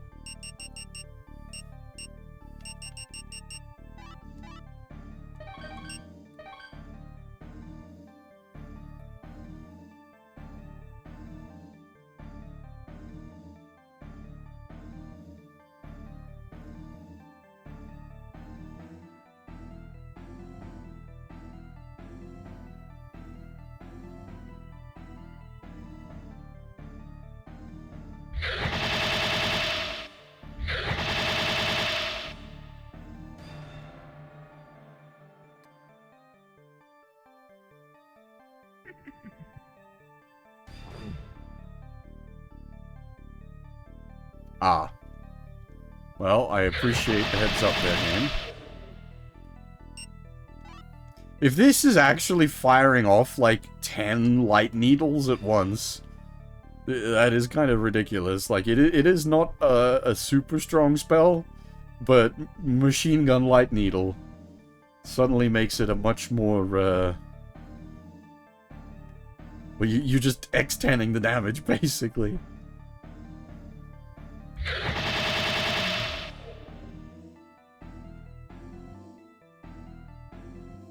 Again, surprisingly good design having the, like, enemies just wandering through these sections that are full of, like, hidden walls and whatnot. You do hit the question of, was that intentional design? And I feel like it's got to have been. It doesn't feel like it's just, something they... Well, it's possible, I guess, maybe in early testing it was something they stumbled across and then turned it into, like, it's not a bug, it's a feature.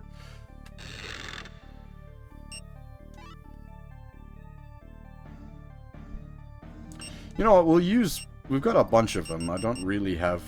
We've not shown off the Phantom Rod in action, but it's cheaty goggles. It makes all invisible walls, or they're not invisible, but like all illusory walls, yeah, like that.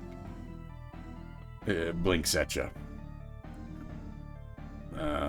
So if you're wanting to go, like if you're suspect about a certain area, you can pop this bad boy and go wall hunting.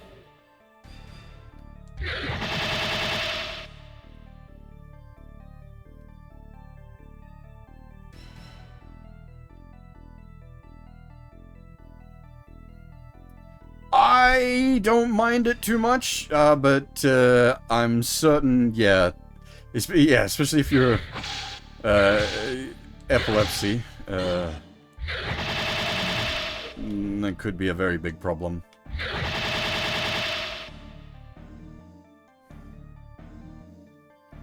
It doesn't last very long though, so it's not.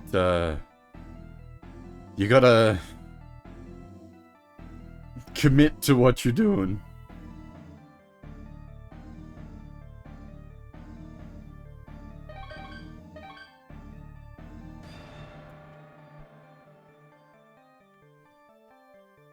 Was that where we just came through? See, navigating without the map gets a bit, tricky. At least, if there's enemies there, we can make a general guess we haven't been there yet. Enemies do respawn, but we've been moving through this area at a fair clip, so... There's another one. Uh-oh. Frame rate didn't like that.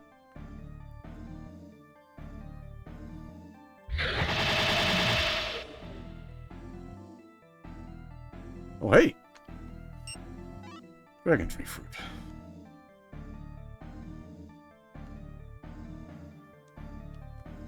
And I can definitely see more seams. And another dragon tree fruit.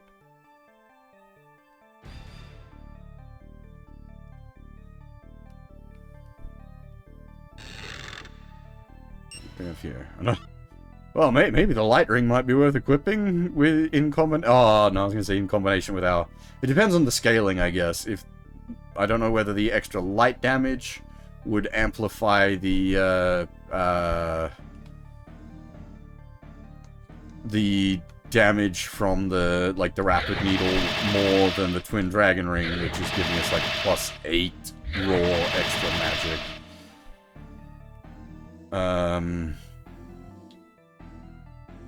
I might actually use another one of the rods. I feel like I'm going to get lost.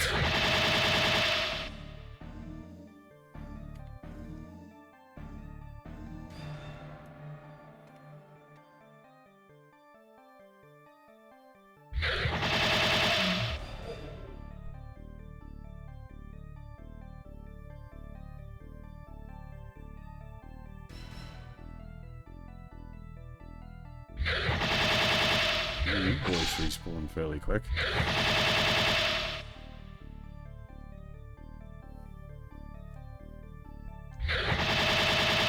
I was gonna say, I do believe using the sword magic counts for your magic up procs, so spamming this is actually to our advantage as well, because we do still need a couple more levels of magic.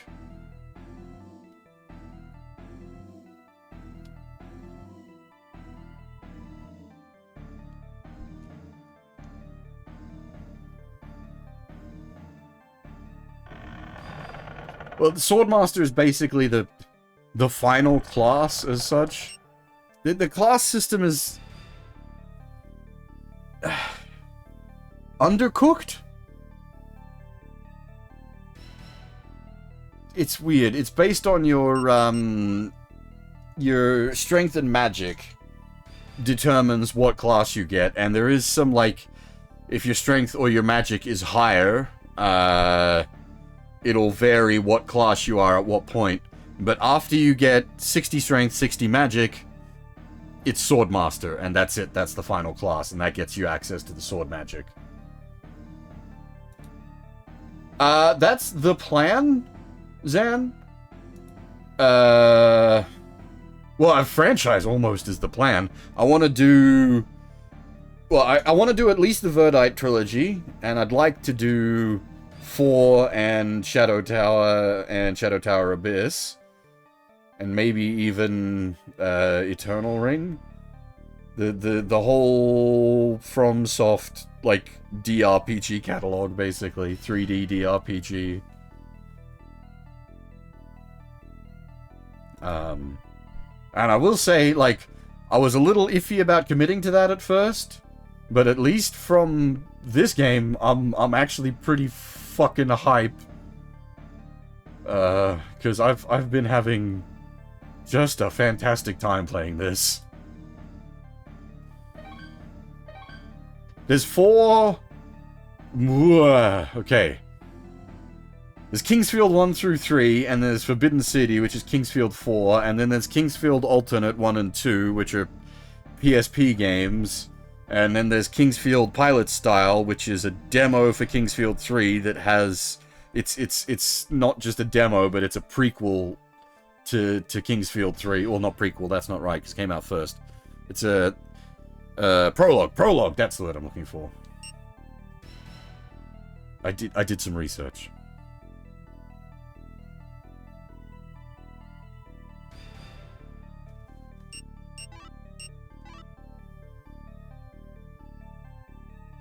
Alright, I don't think there was anything else we needed to explore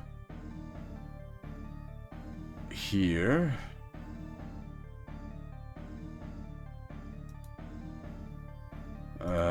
Now, we've got two options for getting up to floor 4 from here. We've got the top teleporter or the bottom teleporter, which gets us to, well, either the upper section of floor 4, which is where we started, or the lower section of floor 4. I'm just trying to remember if there was... I think there was other locked chests on floor 4. Almost certainly.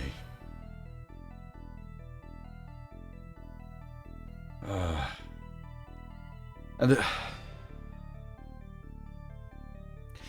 we've been finding a lot of Verdite in the locked chests, so if there's more Verdite to be had, we do probably want to go and get it.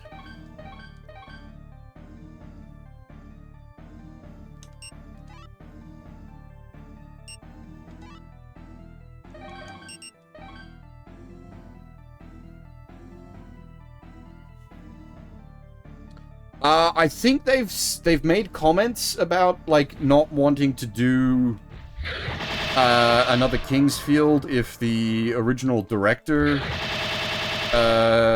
isn't there to do it.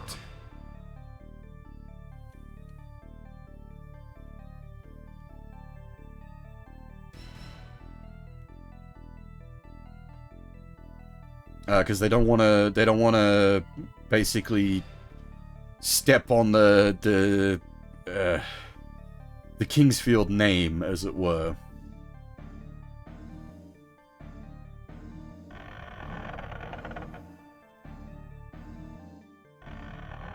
They have like mad respect for the series. Well, the other thing is, at least in FromSoft's case, like they've taken the Bloodline and expanded it into the Souls games.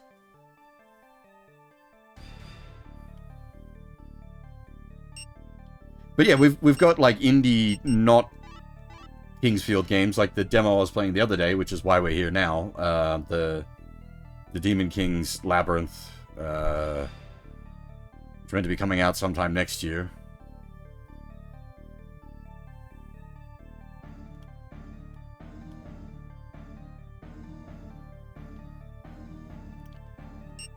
I didn't...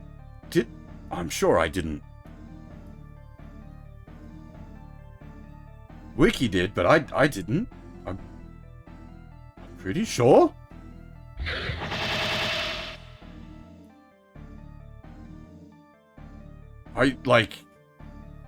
I was going to, and then I watched Wiki stream, and I was like, yeah, okay. I'm good. Not in a disparaging way, just like... I'm sure I didn't play it. I didn't, right?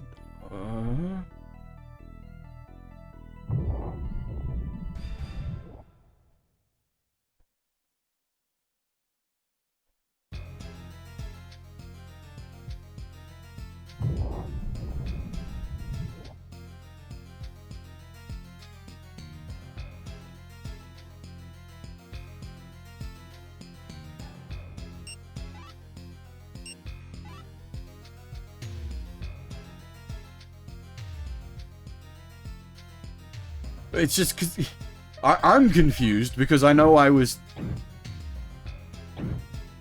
thinking about doing it.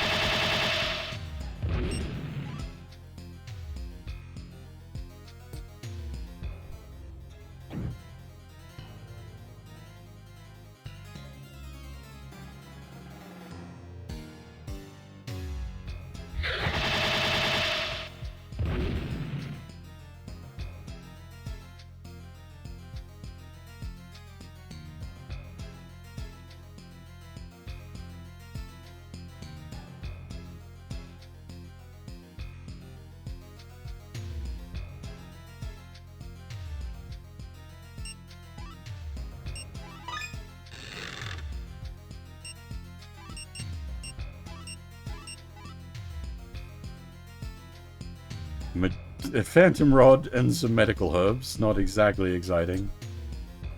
I was hoping for some verdite.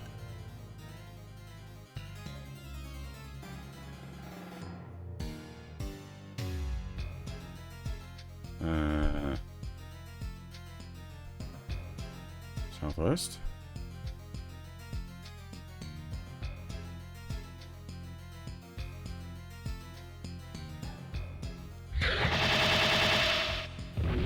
Okay, well, so like some of this we can do now. Go, free dragon tree fruit, because we've got the hover boots.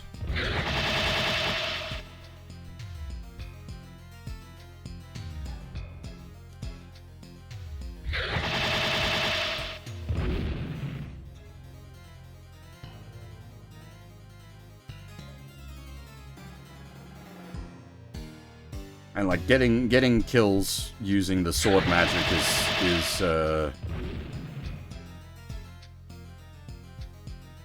good for us anyway, because that's getting us. Well, so the way it works, you've got level ups, which is global level ups, and then you've got like the stat based level ups. And like the stat-based level ups are from like it's either strength or magic, and you get it from using either strength or magic.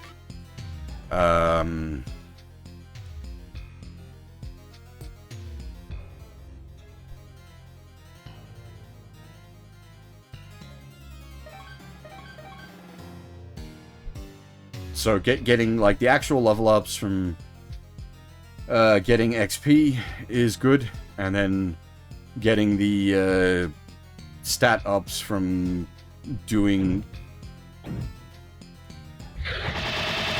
combat is also good.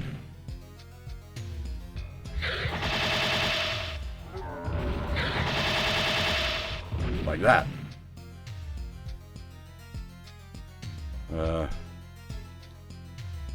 Is that the chest I'm after? Maybe.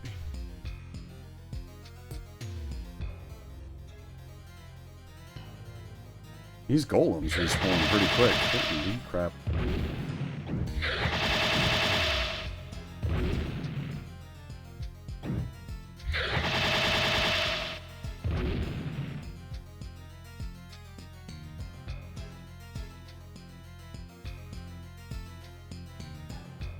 Like, keep in mind we are sort of hitting end game tier, so we've got access to some strong stuff now.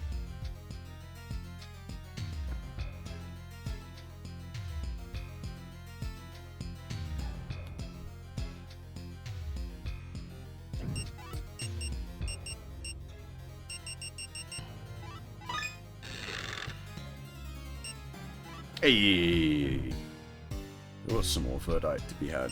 Nice. I was worried it was going to be all garbage. Yeah, we're catching... Our magic is catching up to our strength.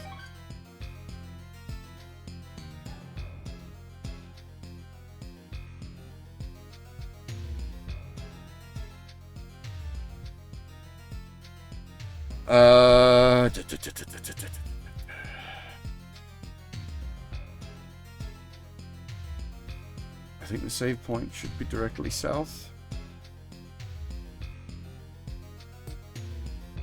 And we scooch off to the left.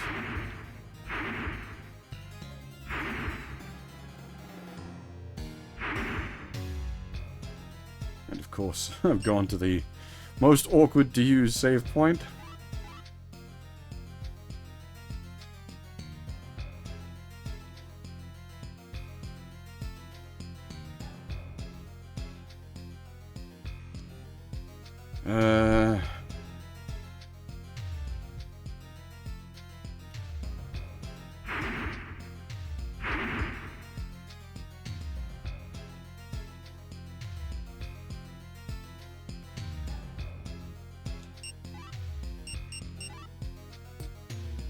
Oh. I went way past the turn off.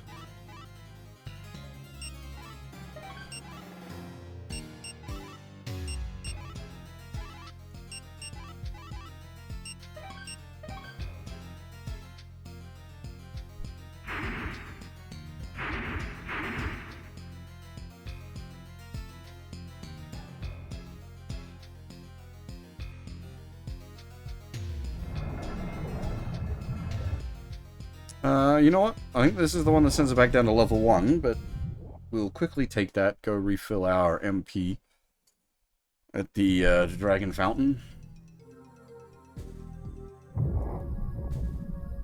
Speaking of dragon, we never tried out the dragon shield, did we? Let's check the stats on that. What are we currently? 2012, 9...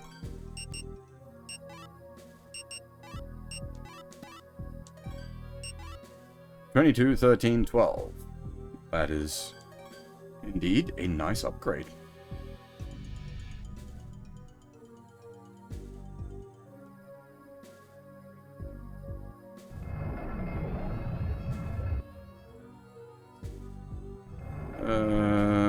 Where am I?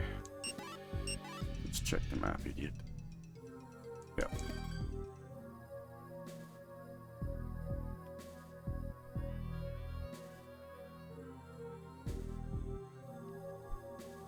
No, wait. That's to go towards the shop. We're not going shopping today. We're going here for Dragon Fountain.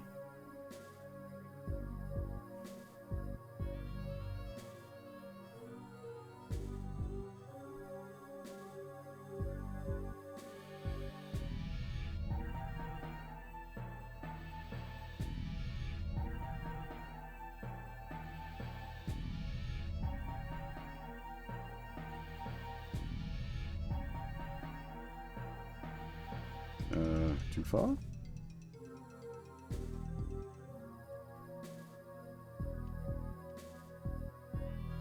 Too far.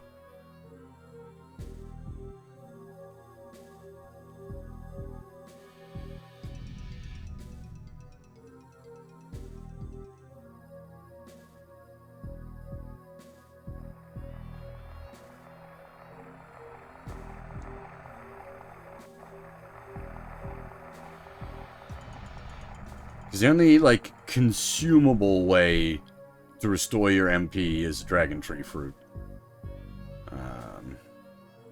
And you don't want to be using those just to top off your MP.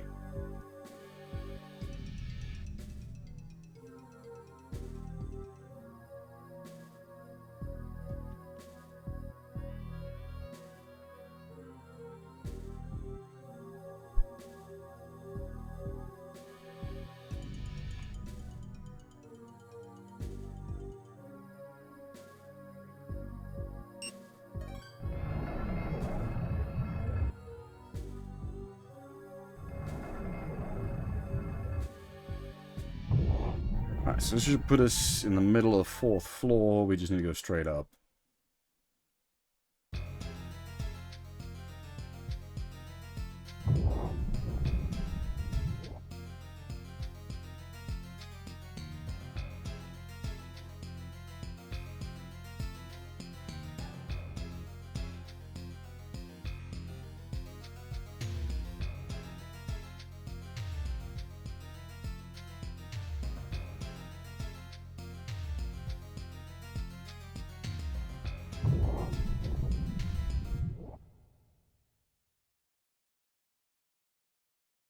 Have the kangaroo enemies respawned?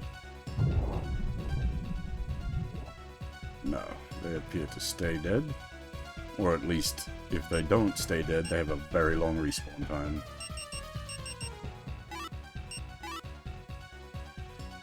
Yeah, I'm going to assume there's a lot more to Floor 5 than what we're seeing here, but the Magician's Map is just not telling us all its secrets.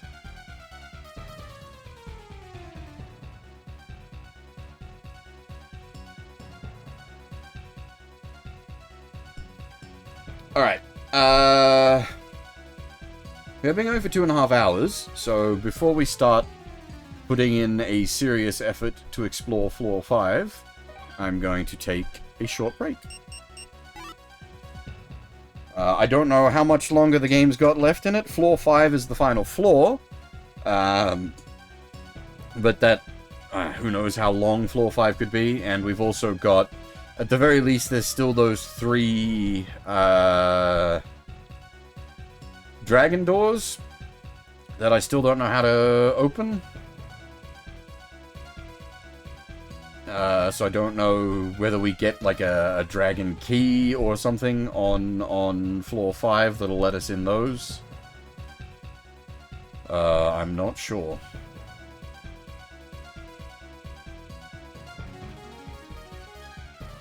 Stabbing a dragon could be the answer.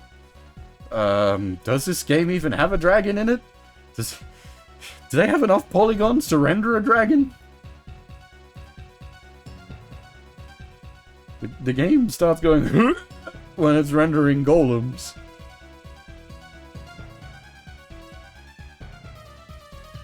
Alright. I will be back in a few minutes. Don't go anywhere.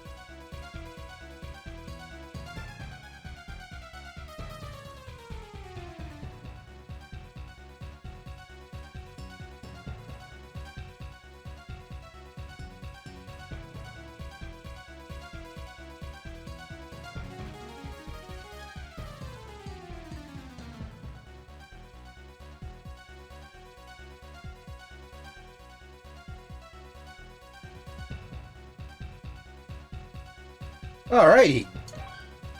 Am back.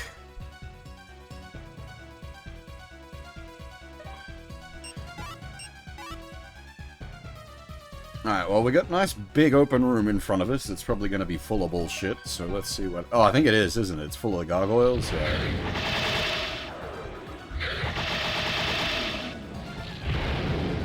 Oh, my. Okay. They're throwing fucking exploding lightning bolts. Calm down there.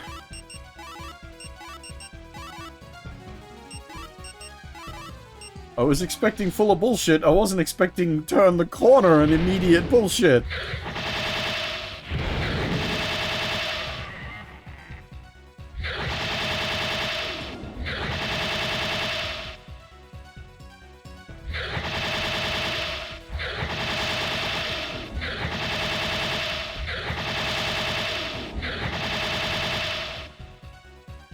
Holy crap.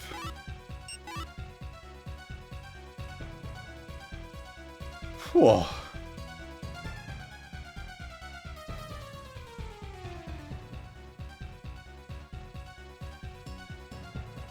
Wait. Brain. Was there... Have we faced... We haven't faced Yugi yet, right? I thought it was saying the Dark Magician was on the 4th floor. But we've practically completely cleared out the 4th floor.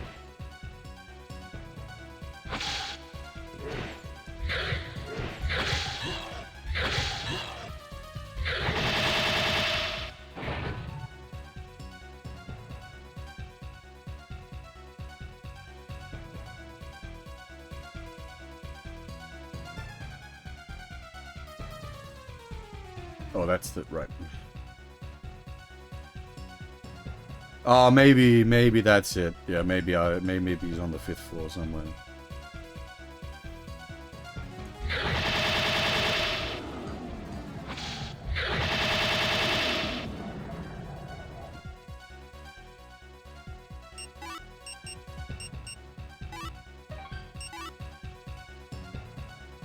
Actually, I want to explore. This looks like it leads onwards. I want to explore out the other side first.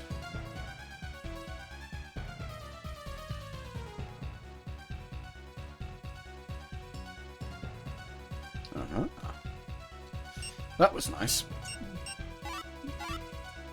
You could see the green texture sitting behind it.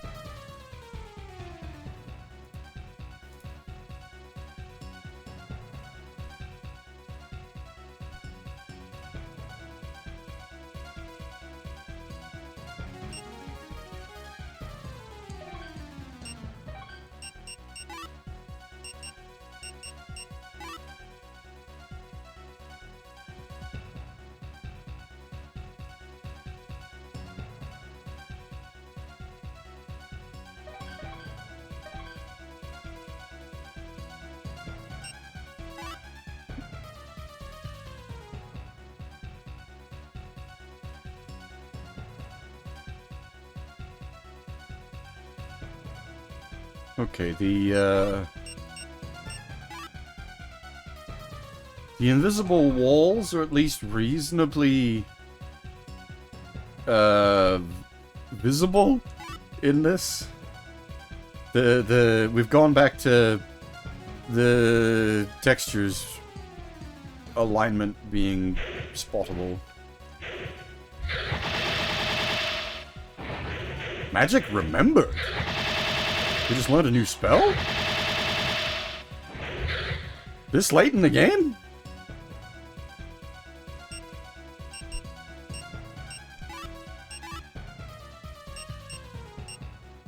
Fire wall.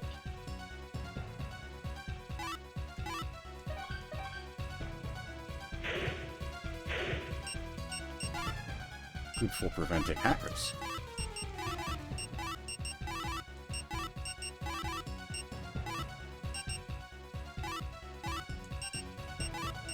Here I am still scoffing the beginning of the game healing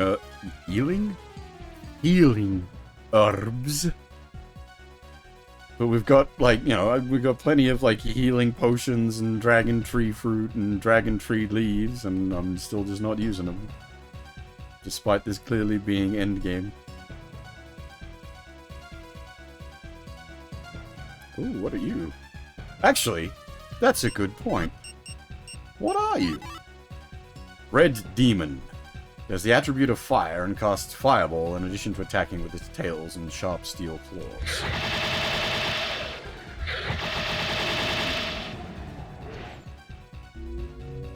That's a bad noise. I don't like that noise.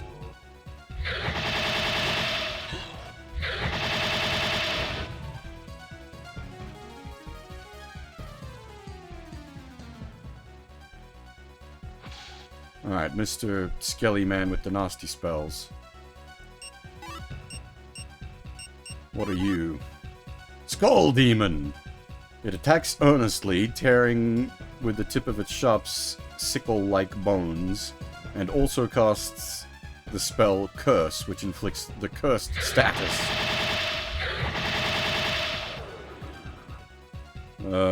I wonder what Curse does.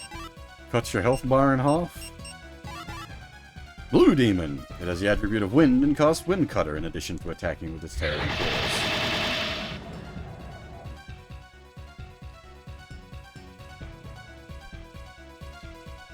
Jesus Christ, these boys respawn quick though, don't they?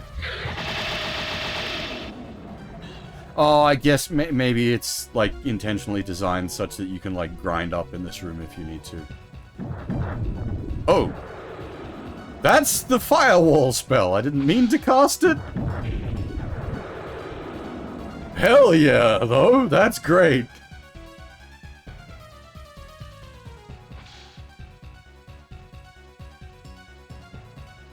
Is there really nothing?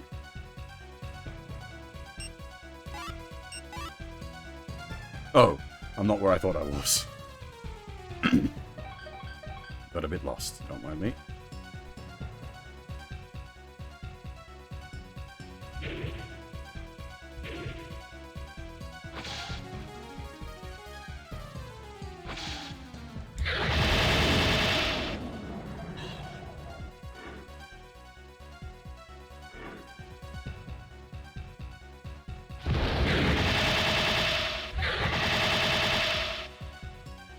Pain. We might have high damage, but the enemy also has high damage. War of glass cannons. What do we got? Ooh, Verdite. Thank you.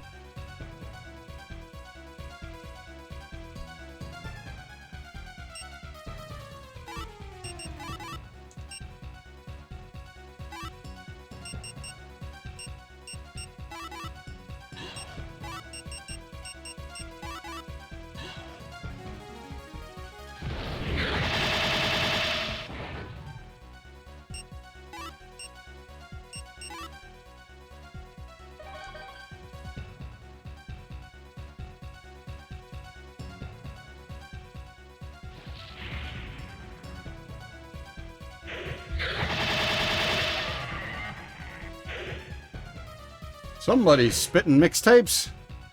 Long distance.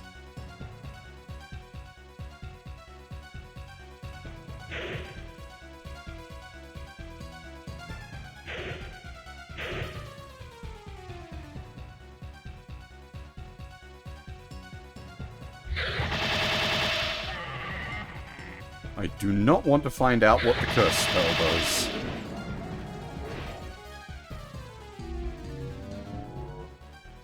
I really don't like whatever the hell that noise is. The whoop whoop whoop whoop whoop. It sounds like someone's charging their laser.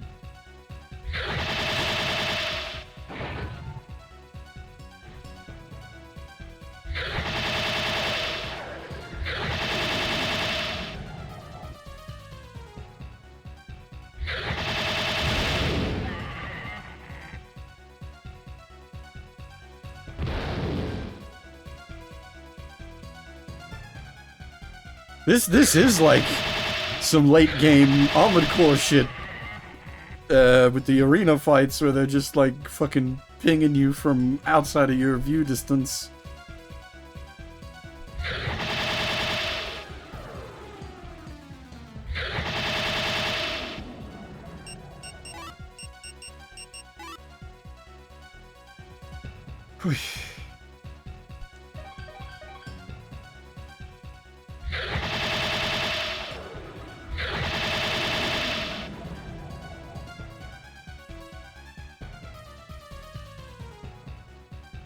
Okay. Where are we? That's where we came in. We also did that. We might check in with the save point quickly. Because I smell the potential for death.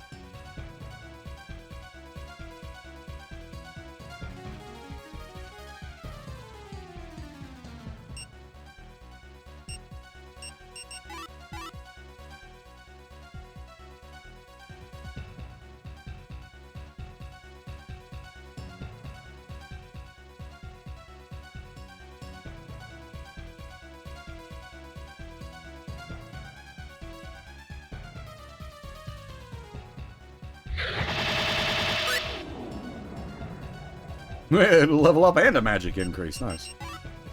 Hey! Okay, cool. We got there before we actually needed it, but we need the 80-80. I mean, technically, it's I think, 80-78, naturally, if we take off the dragon ring. I don't know if that matters.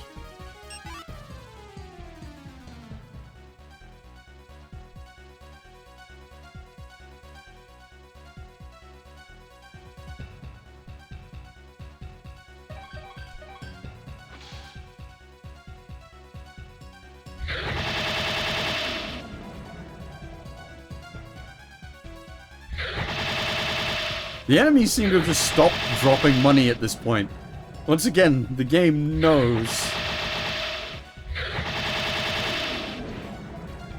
You just don't need cash at this point.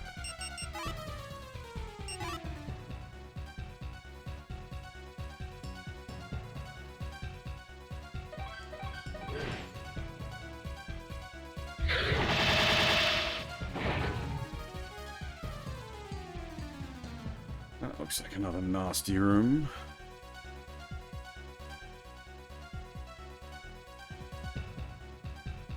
I might actually start using dragon fruits for MP recovery. We have quite a few of them.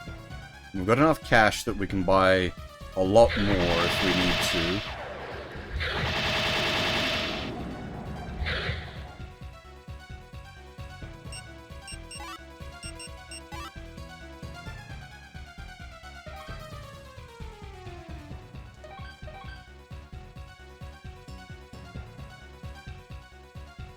I'm not gonna, like, spam them willy-nilly or anything.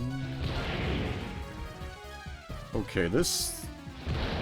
If we go in there, we're committed to going whatever's down there. That's a one-way drop.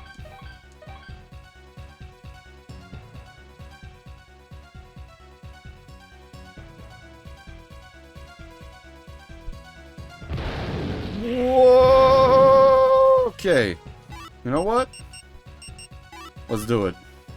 Let's do it. Where is it? Where are you? Are you behind the invisible wall? Yep, that's exactly what's happening. What the fuck? What the fuck? What the fuck?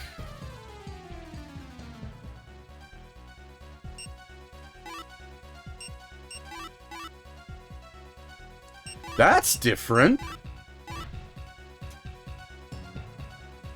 We've never had a message from a harp that says nothing happens before. Oh. Skeleton was holding Verdite. Thank you, Skeleton. I'm wondering then that means there is something going on in there, and they've specifically not let you use the harp to indicate that.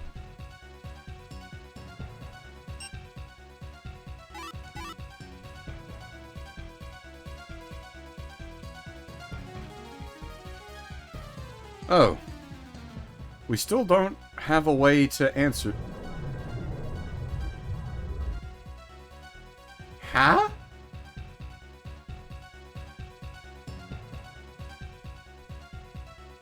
¿Por qué?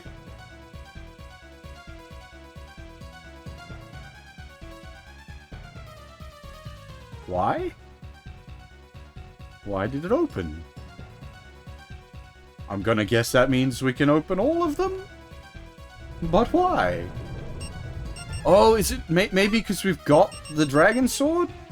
Maybe that acts as a key for the dragon doors? It seems reasonable.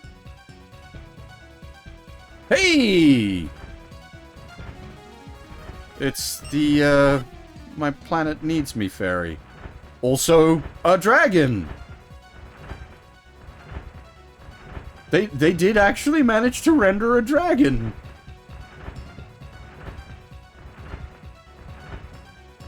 Would you look at that? It's a bit limited in its movement. I'm wondering if they wanted, like, a full-on dragon. And, like, this is about as far as they got with it, modeling-wise, and it was gonna be, like, too much polys. And they couldn't do it. So it's just sitting here.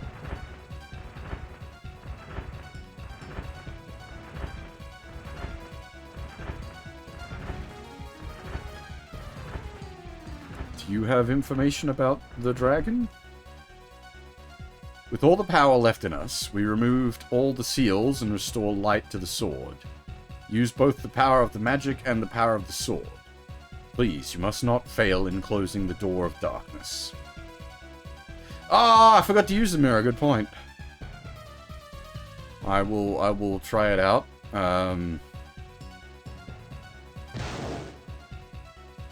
There it is.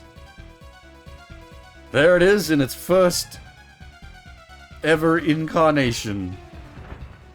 Just dropped onto the ground.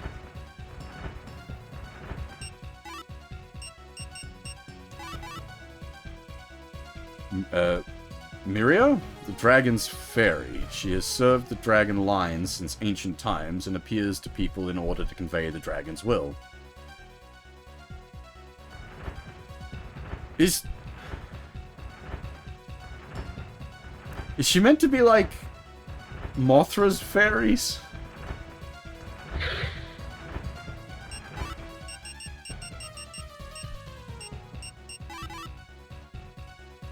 Forest dragon. Since ancient times, it has lived in the forest and defended the people. While it is spoken of in legend and many believe in it, few have ever seen it. This is the dragon who gave the sword to the Forrester family in days of old.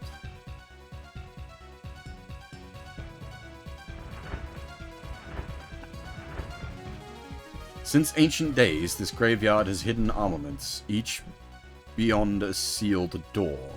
Now the seals are dissolved, surely their contents will serve you well. That's the dragon doors. And we will have... There it is, boys! What will become the meme, the myth, the legend, the Moonlight Sword in its first 2-poly glory. You could probably sit there and count the polygons on that thing.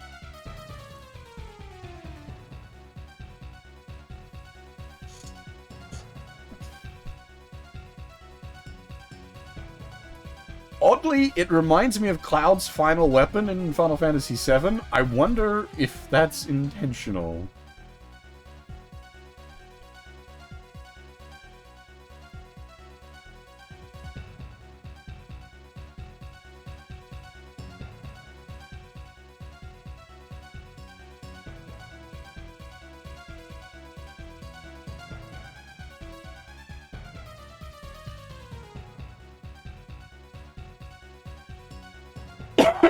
Oh, dear, excuse me, sorry.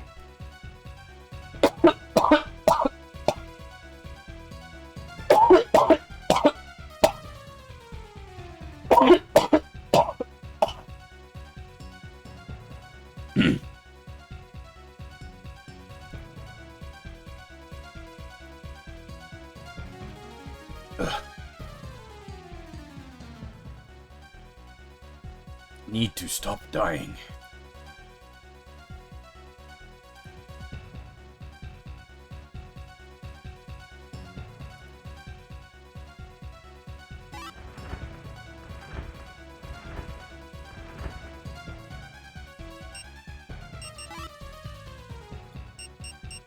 Oh, comparing the stats against the Pokey is probably not fair. Let's compare it against something we were actively using for most of the game, the Triple Fang. Alright, so the Triple Fang is 734.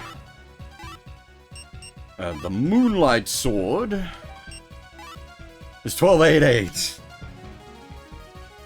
A fair significant difference. Also 14 Holy Magic. It's a shame we can't use it in combination with the other sword to get the rapid fire holy bolts. A massive boost to their performance.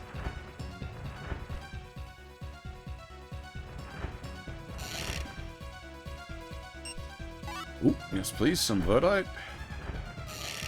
I think we're good at this point. We should... Oh, okay. They knew exactly what they were doing.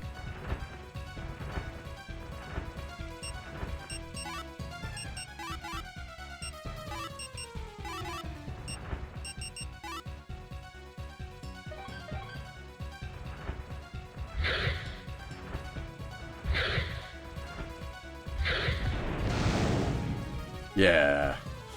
Now we have the big magic.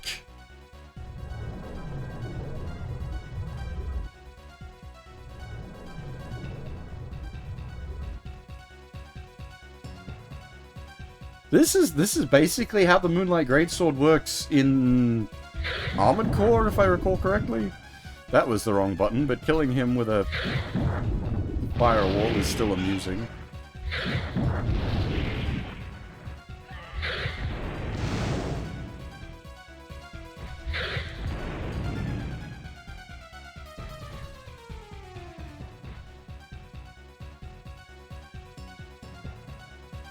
What hit me?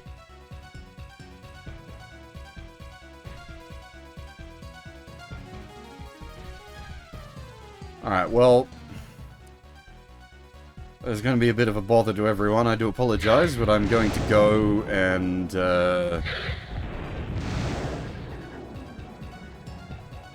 inspect all the dragon doors to see what treasures lie beyond them.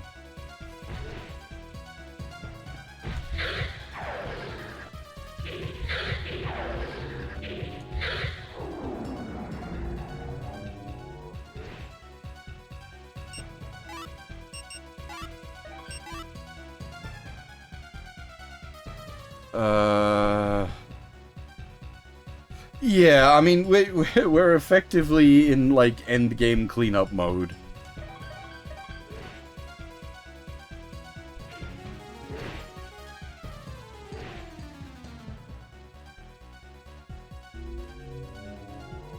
Something on the other side of that. Is that not a... Oh, yep. There's a wind cutter here somewhere.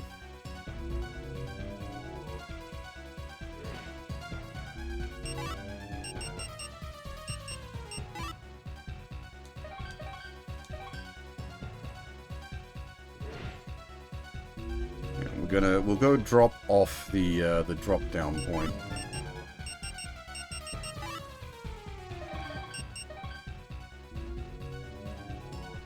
If I can remember where it was.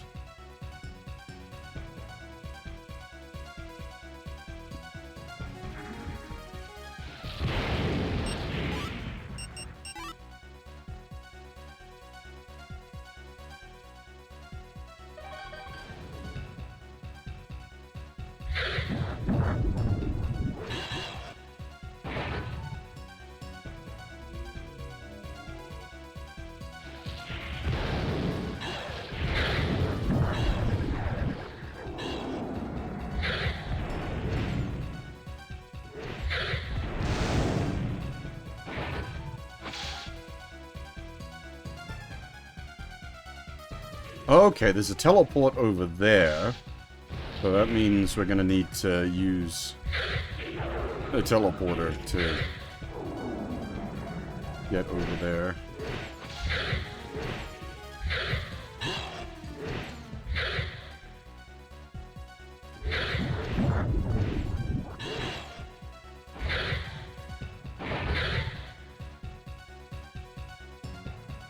I do appreciate that the end game here has ended up pretty chaotic, but not bullshit.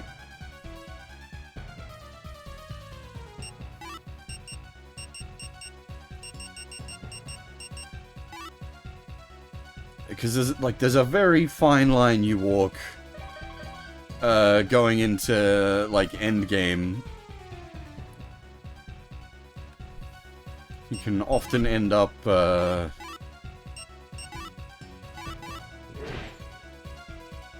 where the difficulty spike is just too much. Whereas this feels about right.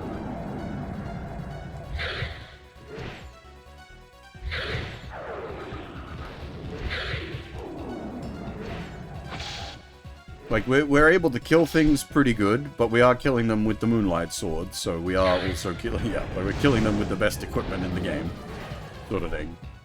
But at the same time, they're also able to put a fair bit of hurt on us. So it's not a complete one-sided stomp. It's a bit of the old back and forth.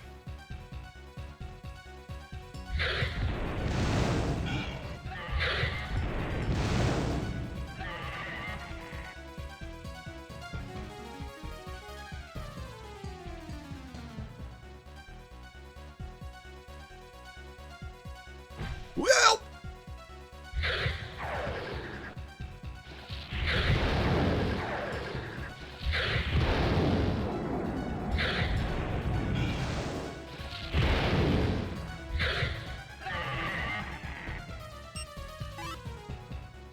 I suppose the only downside, I guess, to not getting money from the late game fights here is that you're not, like, saving up for infinite Dragon Tree fruit. But again, that's probably intentionally designed that way.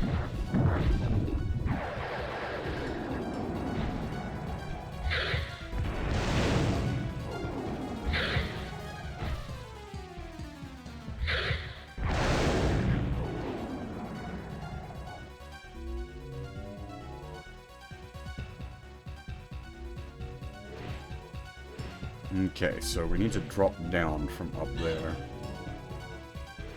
Not really do much about that at the moment, then.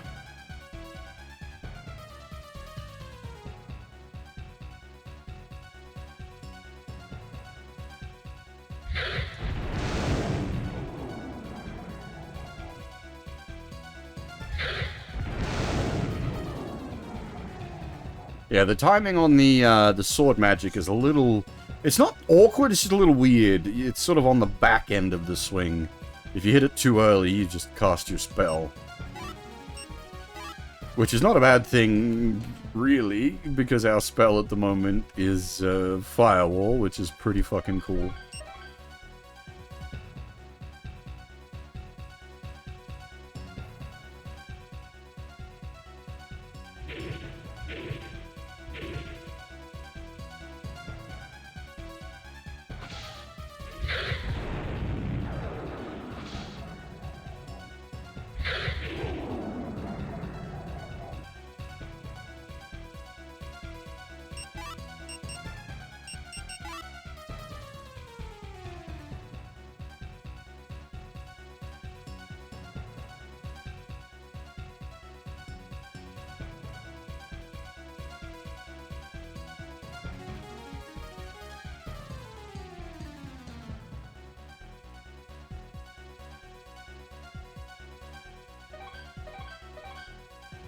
Alright.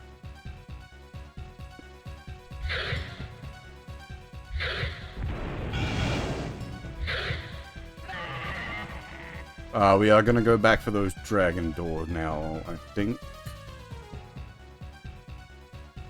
I've just gotta try to remember where all the buggers are.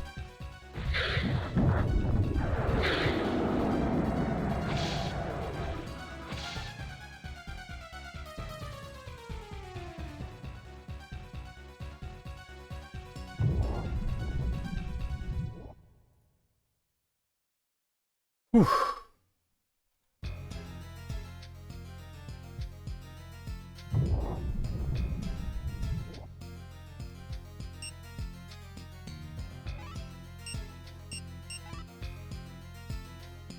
Okay.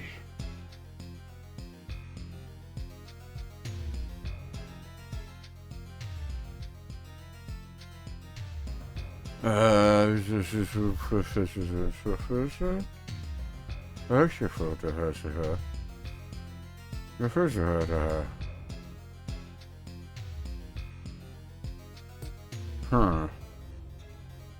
Yeah, okay. That's my plan. We take the teleporter out the back of here down to floor 1. We grab the one on floor 1. We then use the teleporter on floor 1 to send us to floor 3. Grab the one on floor 3, and then I'm going to have to work out how I'm getting to floor 2.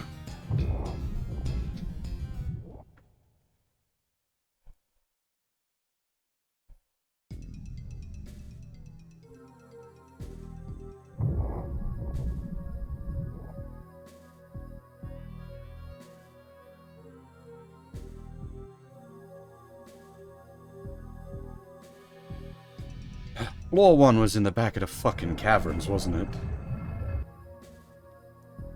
It's been so long. It's effectively the first, like, mini dungeon of the game. Actually, no, I need to... up this way, and then... Oh, actually, I think you probably could have got there from the start as well.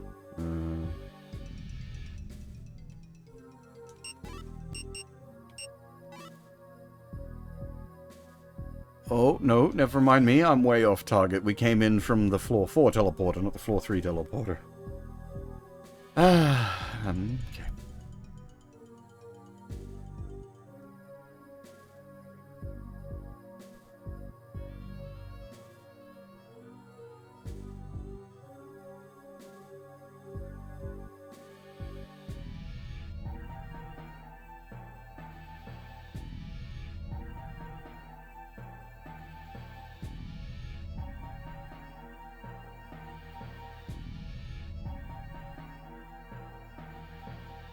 That's up there, that's there. We'll touch here, and that's the entrance we're looking for.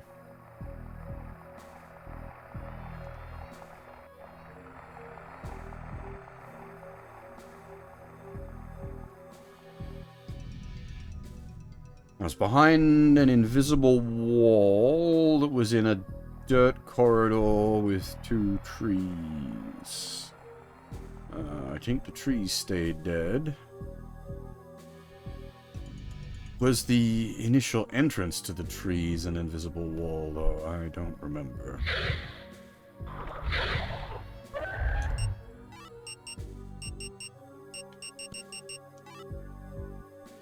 Well, we've gone in the loop, so that doesn't help. That's not where we're supposed to be. I guess we'll go right the way around now, since we're here. We'll give our old foes a good old whop with the Moonlight Greatsword for old time's sake. Man, remember when getting through these corridors was just fucking every inch of movement was life or death. And now we're going through them at like full speed.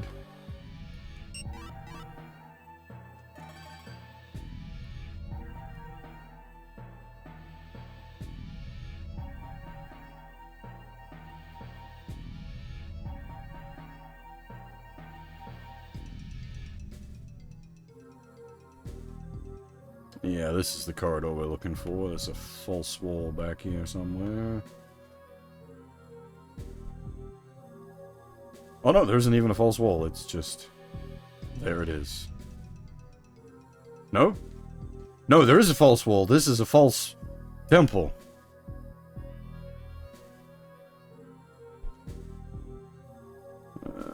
There she is.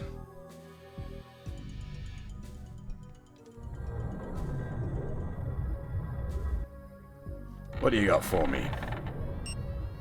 The Mist Crown. The heck does that do? Alright, what are we? 22, 13, 12, 30.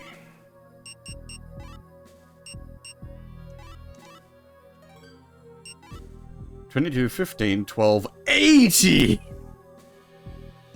Alright.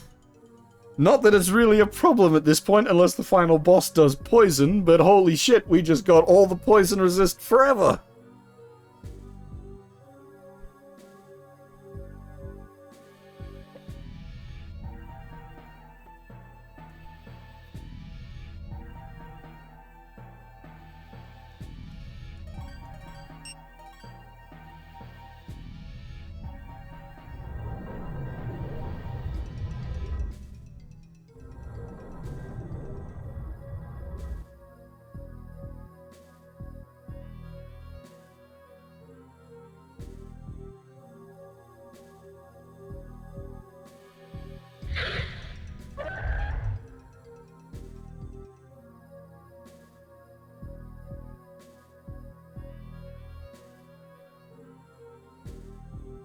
Now, we want to use the teleporter that was guarded by the 3 skeletons. That'll take us to floor 3. And then we can go pick up floor 3's.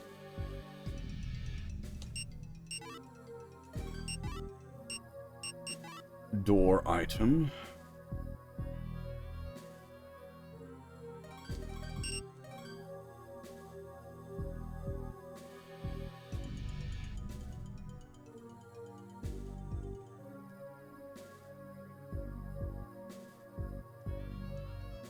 Locked? Oh, I guess we just never unlocked it.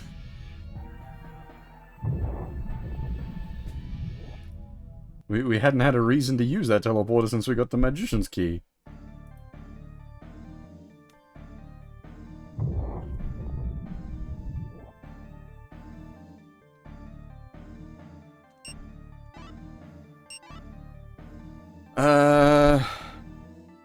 It's like right here, isn't it?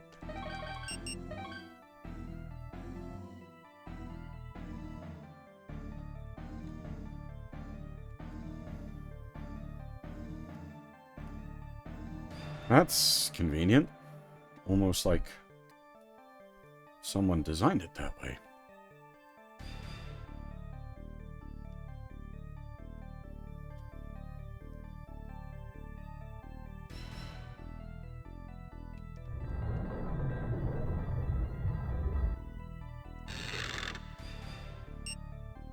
The forest armor. Now this will be interesting because that's a all slots bit, which is probably going to give us, well, the chest, arms, and legs, which will probably be good stats, but our legs currently are the flight boots. I don't know if I want to take the flight boots off. Is the thing.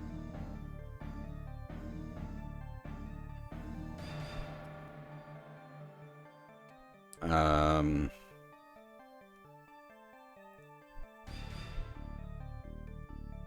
suppose we can just like hot swap our gear if needs be. Now that was the... But what I want is the teleporter to floor 2. Should be at the end of this corridor?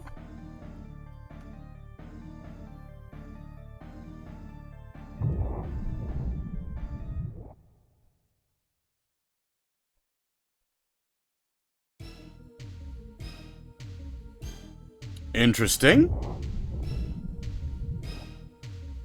Different music again.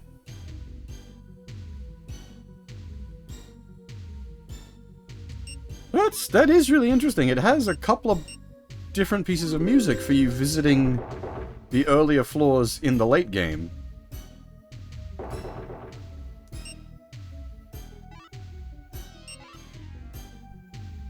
It's down in these tunnels somewhere.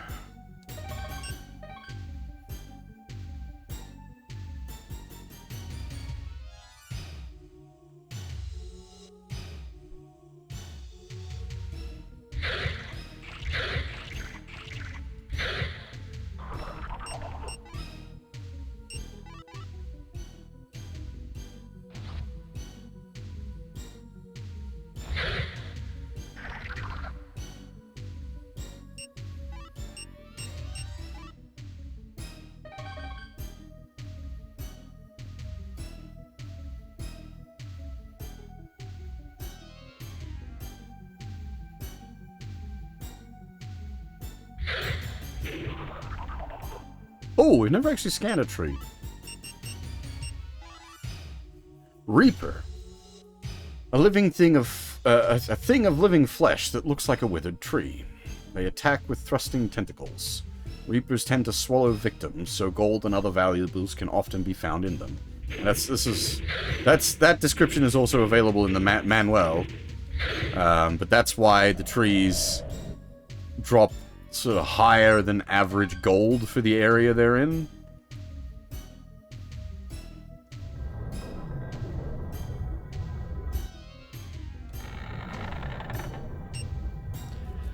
The Wind God.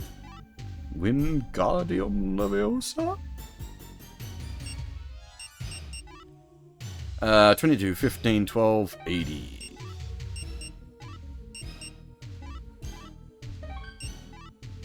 $28, 13, 10? Huh. A considerable increase in slashing, but we actually lose a bit in stabbing.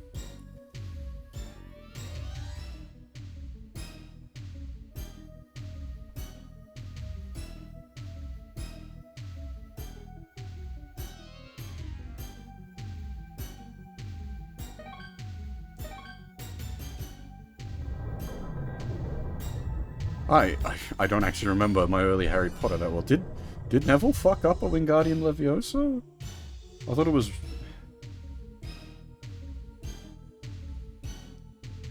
Wasn't it Ron that was, like, failing to do that and then has his moment with the dropping the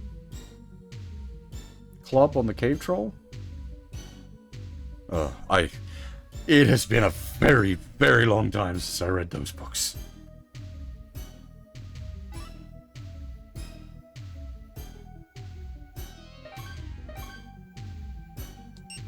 We want to get back to level 1 to get up to level 5 from the teleport. Oh, sorry, level 4, and then through level 4 to level 5.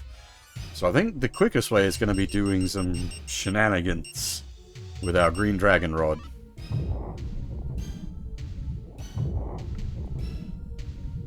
Because that'll put us on the teleporter, and then we can drop down.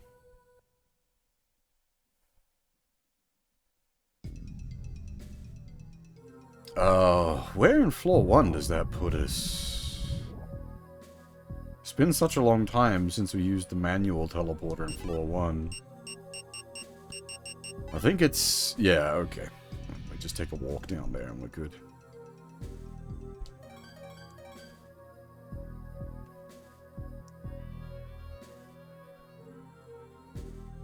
I wonder if the priest will react to the fact that we've got the big swarty boy.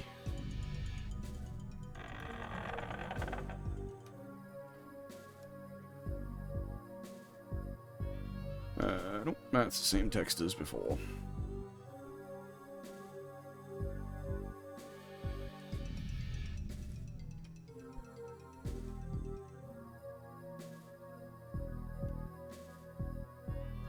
Oop. The Labyrinth of Wind on the 3rd floor is an unsafe place from ancient times, when this was the Dragon Sanctuary. Originally, a dark thing lurked there. I don't know the details because no one will go near it, but it seems wind magic is used there. It's text we haven't seen, but it's not exactly relevant.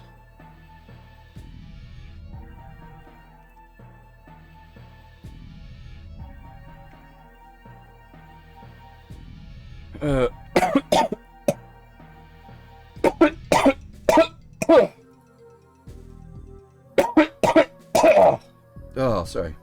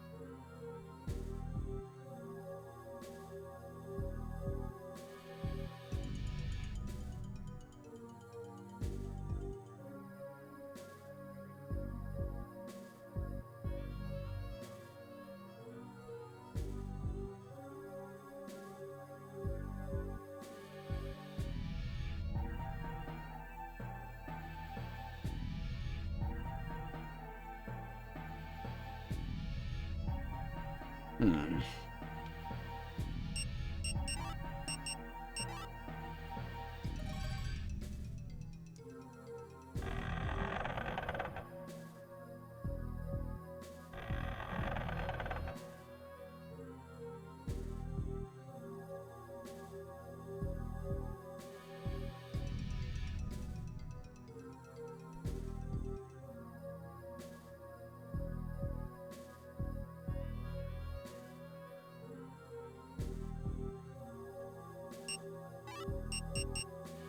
Ah, god dang it. I still haven't properly memorized where each of the transporters are.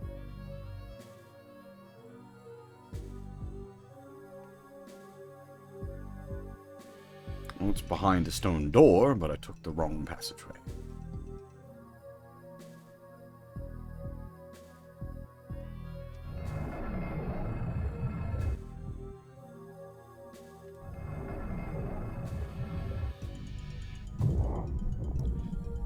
Alright, and this will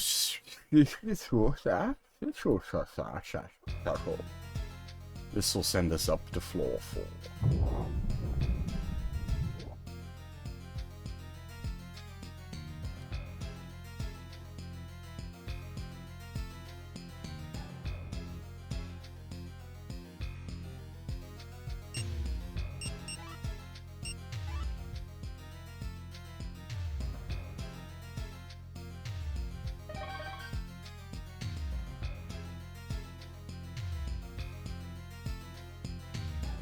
I want to check something while I'm up here.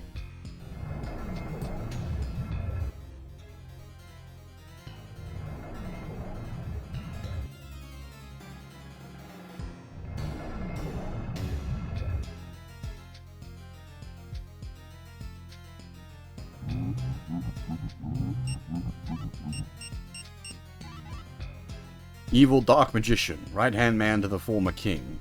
He's skillful in earth magic and can revive the dead to do his bidding. He casts the curse spell Darkness. See, this is... I thought he was supposed to be here. And he wasn't. I don't know why he wasn't here before. We sort of broke the game. We almost skipped the Dark Magician. Unfortunately, we have the Moonlight Greatsword. So, he's not going to be much of a threat.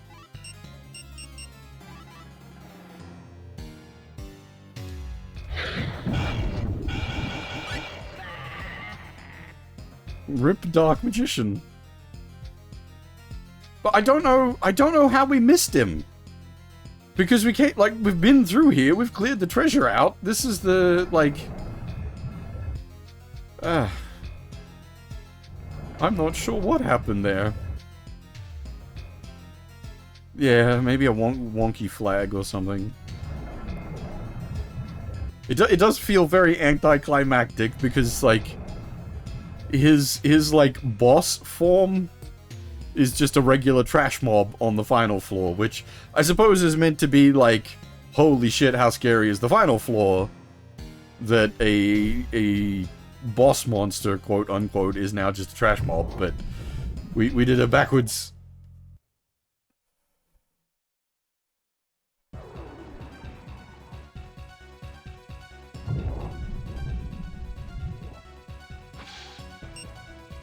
Though I was, as far as the game is concerned, like programming wise, the only like boss monster, quote unquote, is the final boss.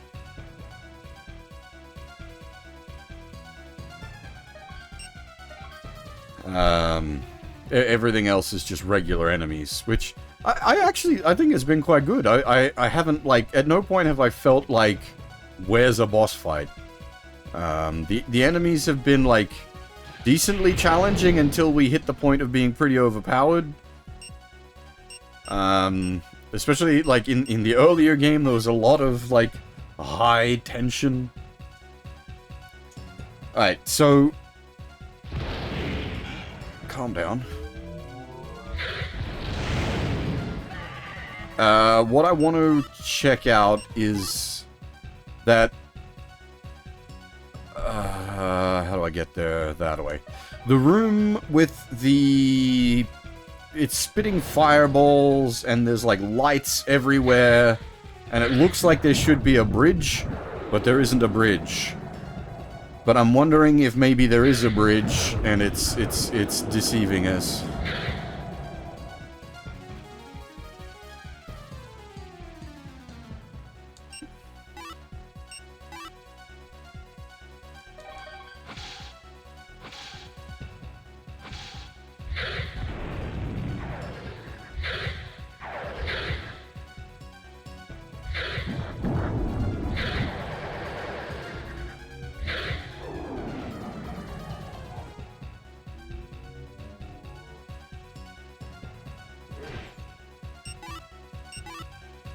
Oh shit, I've gone completely the wrong way.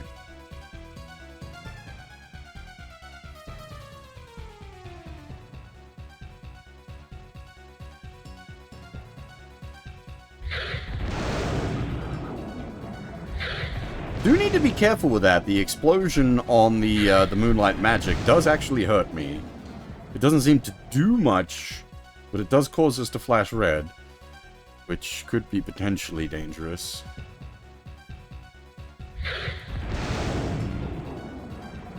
Wouldn't want to self-kill. That would be unfortunate.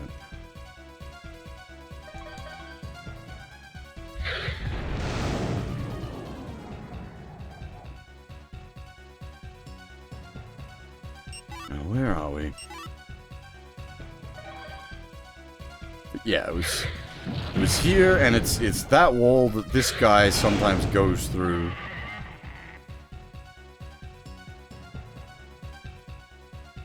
So this, the harp doesn't work here, but it very specifically doesn't work here. Whereas normally the harp just plays. And we've just saved, so I'm just gonna YOLO it. Yeah. I don't like that. Unless there's like a hint somewhere that we didn't get, I don't like that there's... Oh, okay. Maybe it doesn't go all the way. I was gonna say, I don't like that there's it's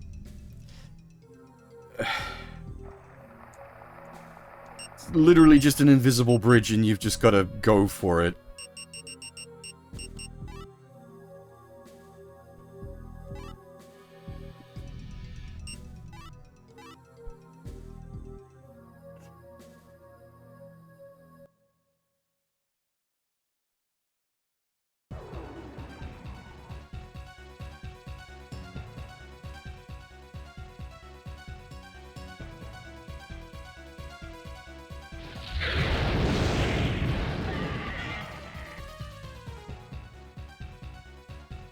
Because that's a bit of like... I mean, it's at least like it... With the lights above and below, it is at least somewhat signposted, and the fireballs coming out of the wall as well is like, okay, something's going on here.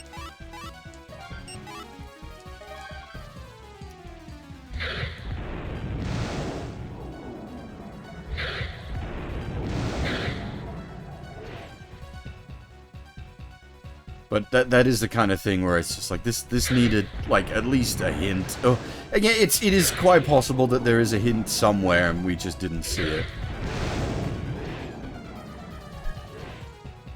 I'd have to comb through the game's script, basically, to see if there is,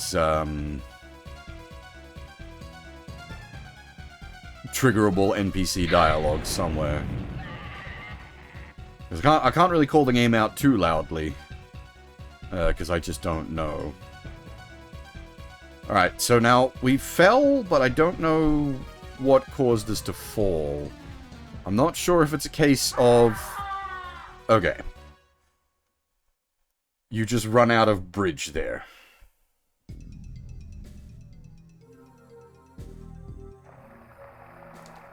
So about the middle, the bridge stops.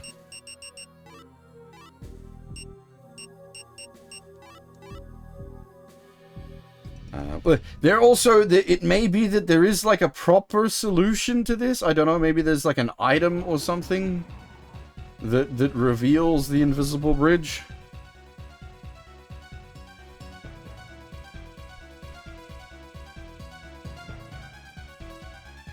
Because this does feel sort of like a brute forcey solution to the puzzle.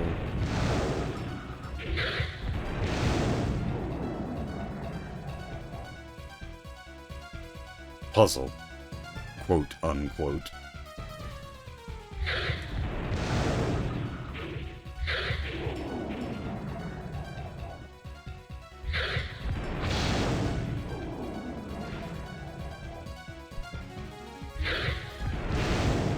I'm also curious as to whether it's the flight boots that are letting us move as far as we are there, or whether it really is like a...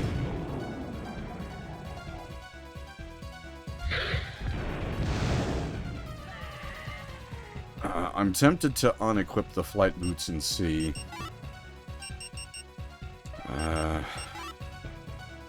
So we'll compare it against the forest armor. 2813, 1080.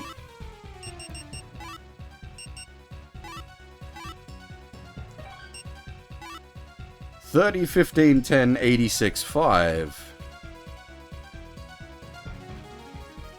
It is definitely better. Even taking up all slots. Okay, so we don't need the... What's hurting me now? That's cool. Is it... I'm trying to... Because there was fire below, I thought. Maybe not. I could have sworn there was fire below. But it feels like... Oh, that's dicey. I don't... Yeah, I don't like that. Oh, there was fire below. How are you supposed to know that it stops? That's cruel. I'm not a fan.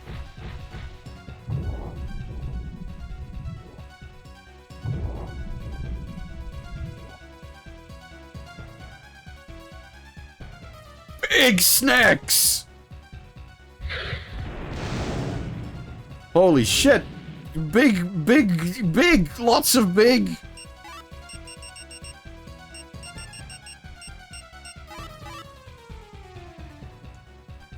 They got the same description, they're just big.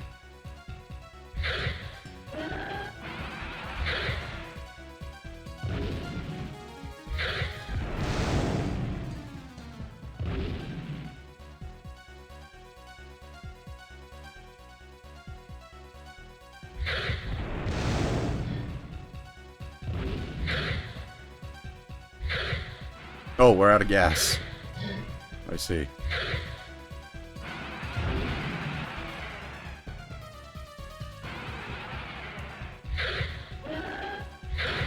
Ha! What did I describe these snakes as? With their noises at the beginning of the game? I said they were kaiju-like. Now they are fucking kaiju!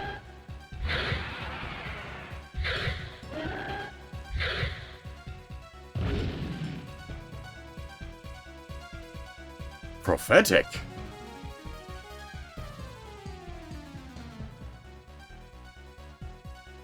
Where the hell am I?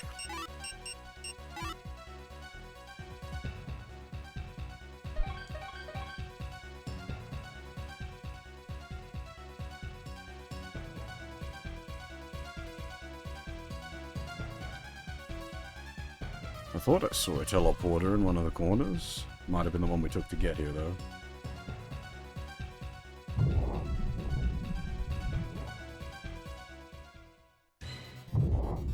Oh! The music changed. And I died?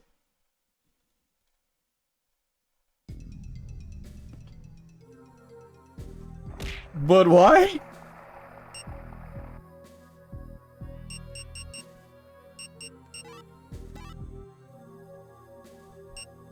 Was there like a pit hole or something? Yeah.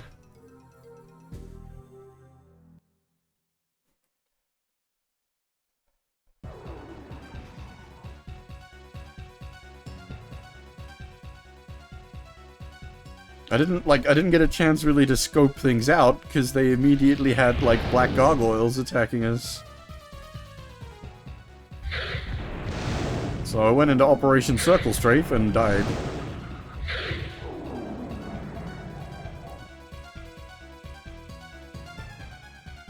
Well, thankfully the save is just there, so... Well, just there. It still requires a little bit of work to get it back.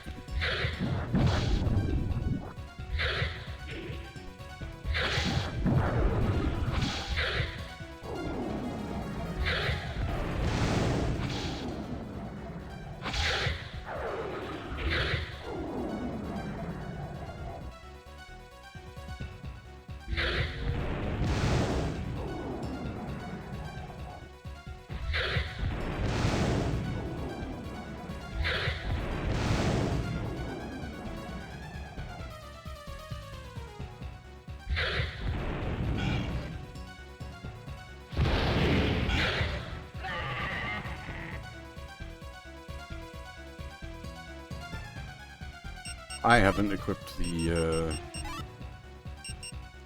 super armor.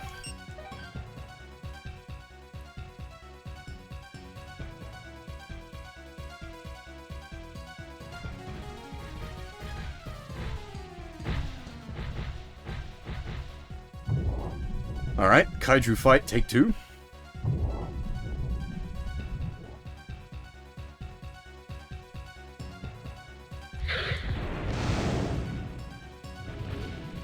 Oh! The Kaijus can drop dragon eggs. Goddamn. That's quite the drop.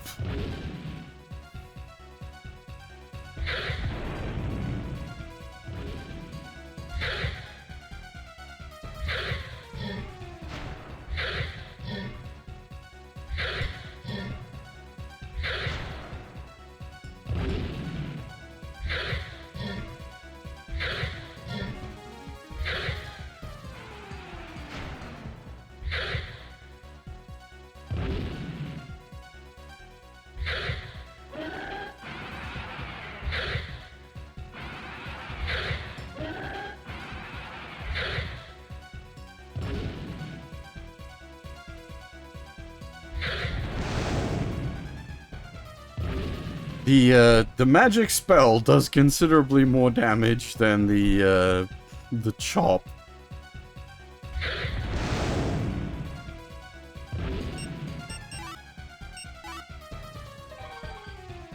I think that's where we came in.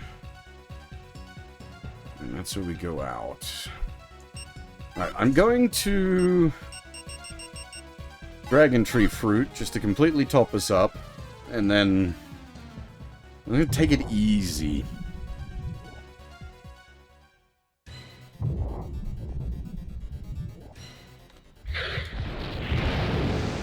Okay, we can go forward at least without dying.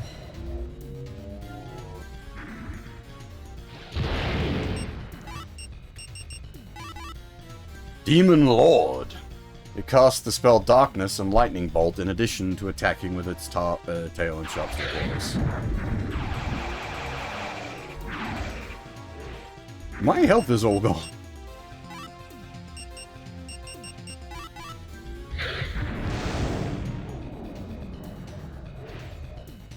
Okay, there really is just a pit right behind the teleport. That is nasty.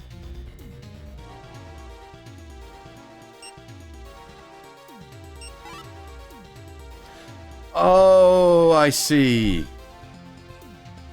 Yeah, I understand where we are in reference to the rest of the area now. Again, not really bosses, more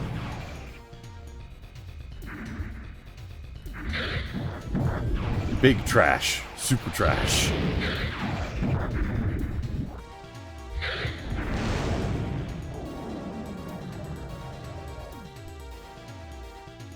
Statue of one of the kings? Reinhardt II!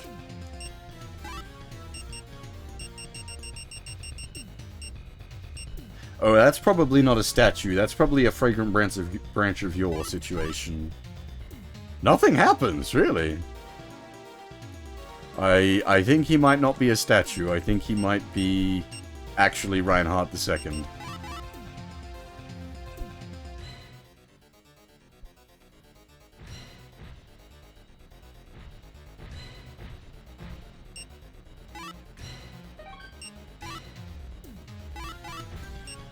You know what? We've got that resist fire magic. Rock and roll.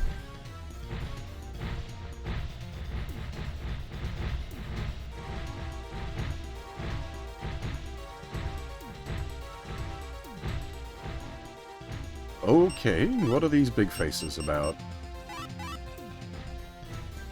And there's a big tentacle diddler as well. Whoa! The tentacle diddler talks!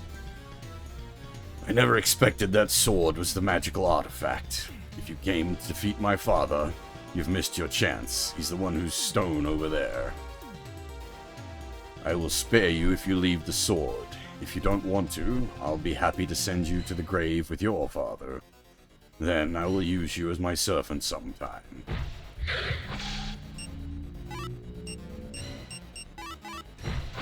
Well, can't scan him. Oh my god. Things got busy. I'm assuming I'm just meant to shoot sword beams at the final boss. Because,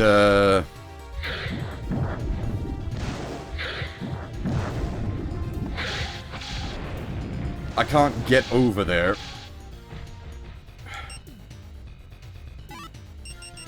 We've got plenty of Dragon Tree fruits, so let's just, like, chug-a-lug. This is it. This is the final boss. This is what you've been saving your 50 elixirs for.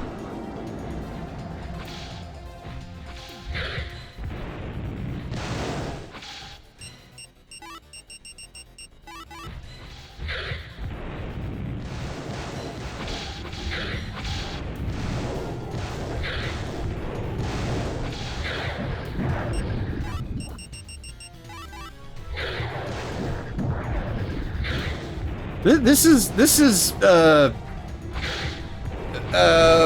Icon of Sin.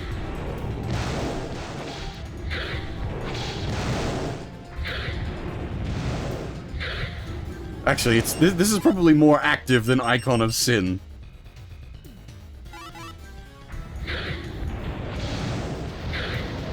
Well, we got him.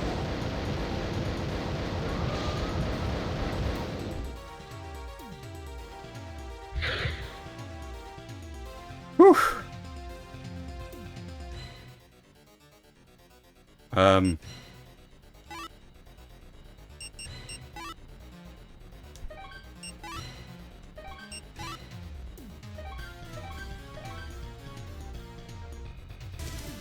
Oh, Jesus. That was very unfortunate timing, Wiki. I very much appreciate the raid. Welcome, everybody, but you literally just missed us killing the final boss.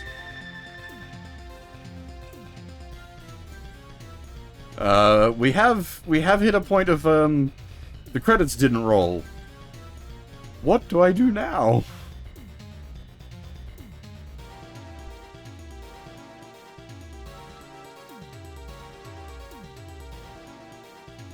Go back to Dad seems like the call there. Something went ting, though. Morai Friends, thanks for the follow. Welcome.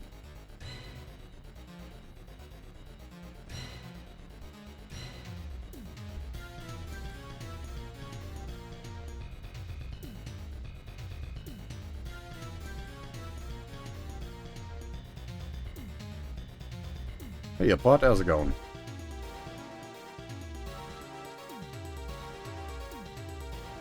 No, he's still statuized.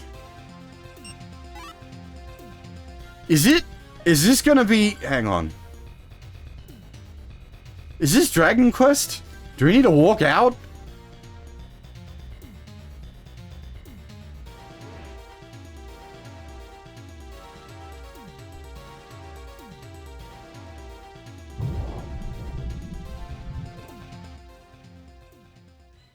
Loading? That's not what I expected to see.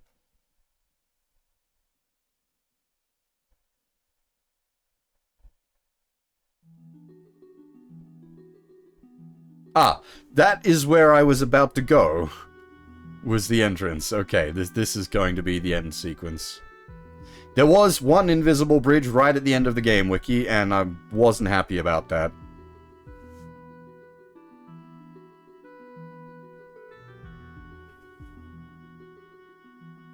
Oh boy. It's like a Magic Carpet 1.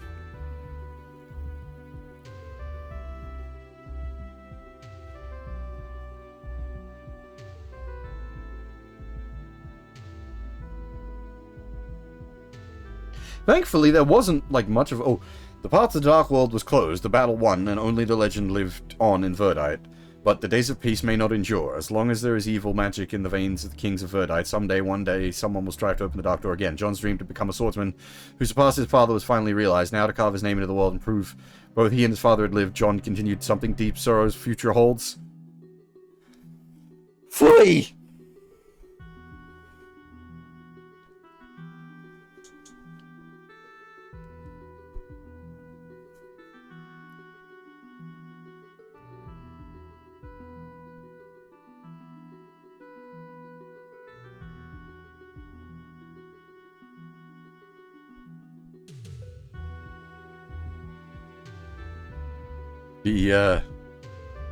The most powerful of credit scenes.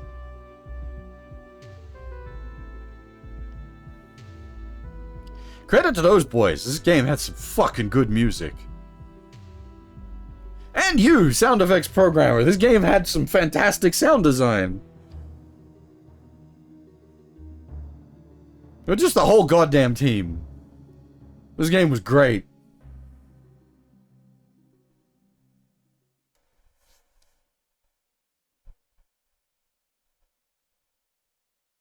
This is going to be old school video game, isn't it? You have to, like, actually reset the console. It's just a hard finish.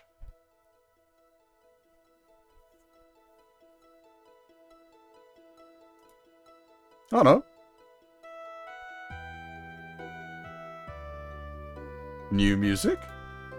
And the stars are moving?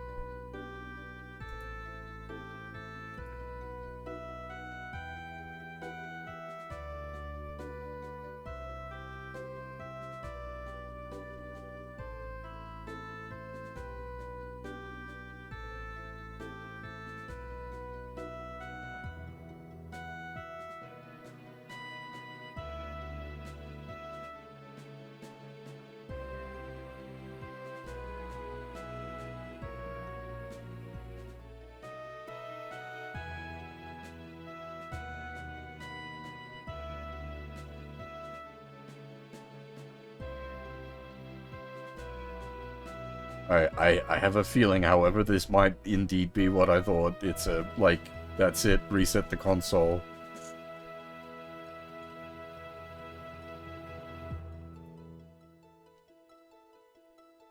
The buttons, they do nothing. Yeah, sorry, Wiki and Raiders. You got here just as we killed the final boss. It was just literally me walking out and teleporting.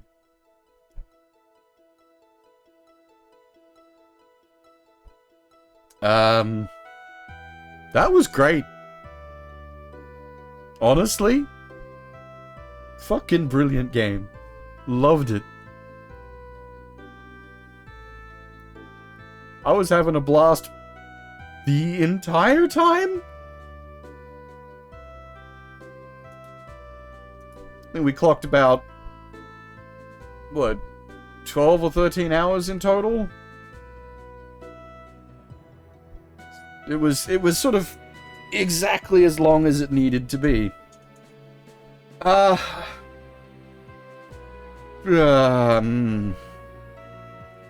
don't tempt me, Wiki. It is very tempting.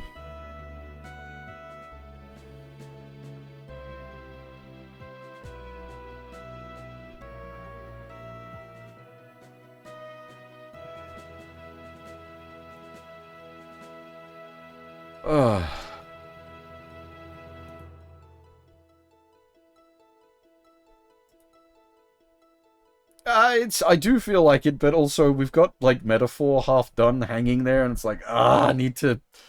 But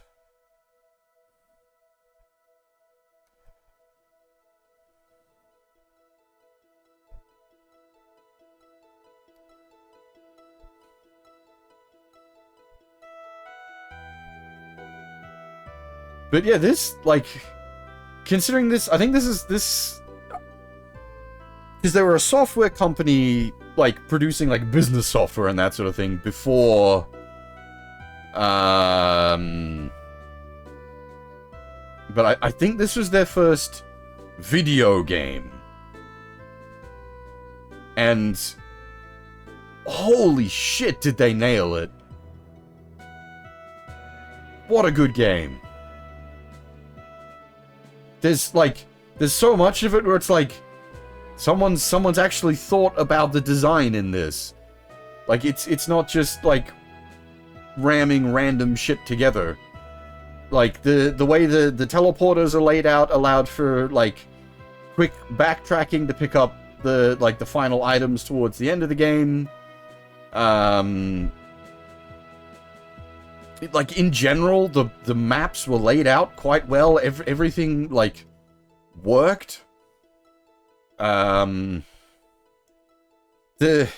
gameplay is a bit janky, maybe, but it's very mechanically functional. It's so good.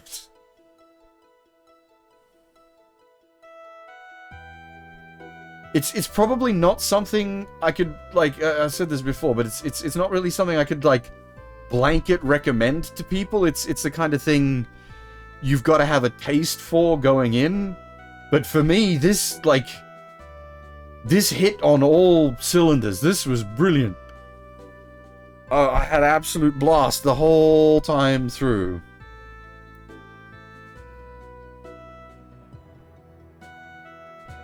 The final boss was a bit janky, but that's it. Yeah, they'll get better at boss design. We know this. We know this for a fact.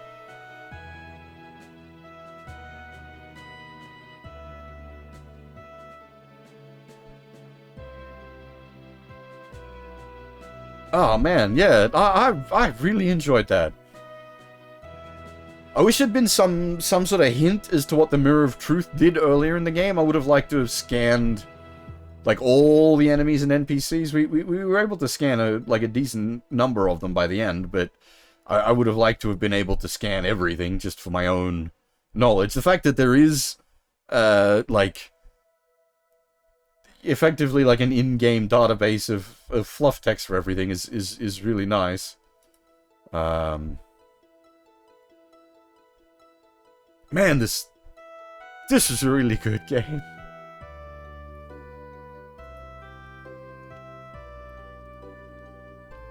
Let me just quickly check some things.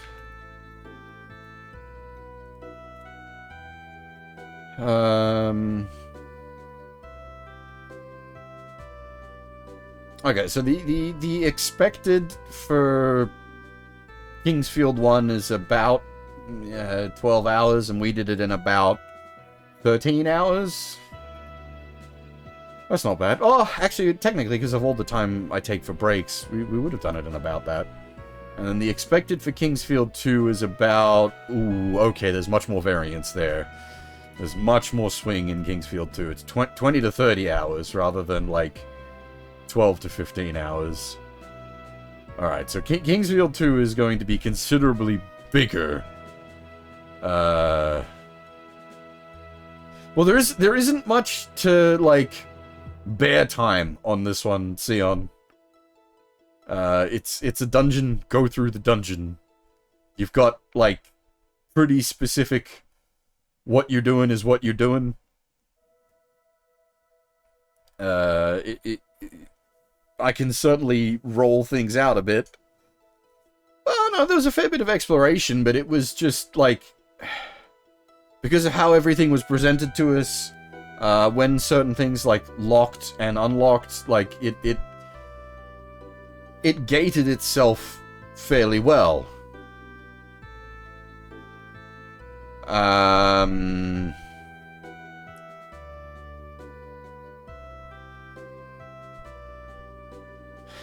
Okay, so from what I'm aware, Kingsfield 1, 2, and 3 is sort of like Dragon Quest 1, 2, and 3 in that they're like each one iterates on the previous one, resulting in like a really fucking good trilogy by the end.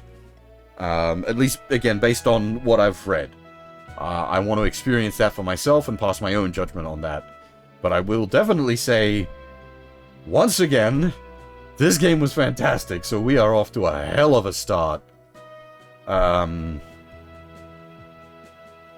it is legitimately tempting to just roll into Kingsfield 2, but I haven't done any of the setup work for it. Well, I have the disk image ready to go. I can literally just boot it up and go.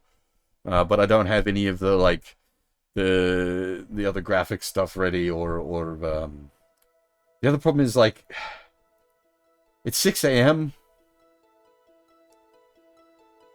If I was to start Kingsfield 2 now, there's a very good chance I'd go for, like, 6 to 8 hours.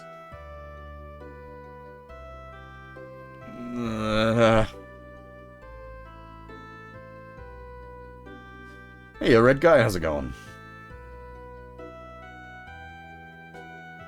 Yeah, it'd be too risky to start Kingsfield 2 now. Because I started late with the stream. Anyway, we started a fair bit later than I had intended to start. Yes, oh yeah, well, no emulators here.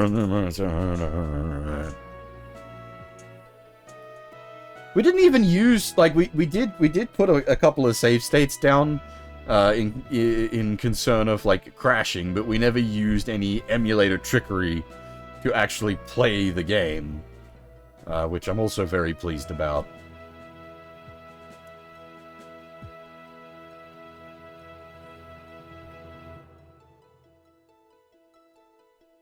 Man, that was a really good game. There are places where it needs improvement. I've thinking about it, actually, I do have some. I'm not just gonna, like, suck Kingsfield dick all day. We do have some points that need to be addressed. The invisible bridge. I don't know if there's some hidden NPC dialogue somewhere to tell you something about that, but that needed some kind of clue. Again, it was reasonably well signposted with the way the fires were laid out. Like, you could... Stepping into that room is immediately apparent that there's something going on. But the invisible bridge... especially the fact that it cuts off, like, 3/4 of the way through the room and you just fall off. That's a bit of a dick move. The final teleporter to send you to the final boss area, having you fall into a pit right at the back of that, dick move. Especially because you get ambushed by 2 black devils. So your immediate thought is, like, back up and sidestep so that you're not, like, getting your face eaten. And yeah, if you back up, you'll go into the pit and die.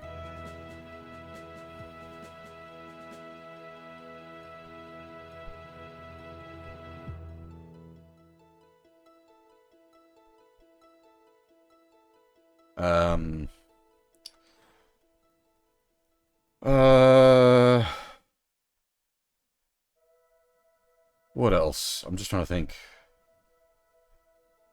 Was there anything else that was, like... I'm just trying to remember back to all the maps. Like, the first half hour to the hour of the game is really challenging, but that's what it should be, because you're still coming to grips with everything. And that could potentially be a wall for people.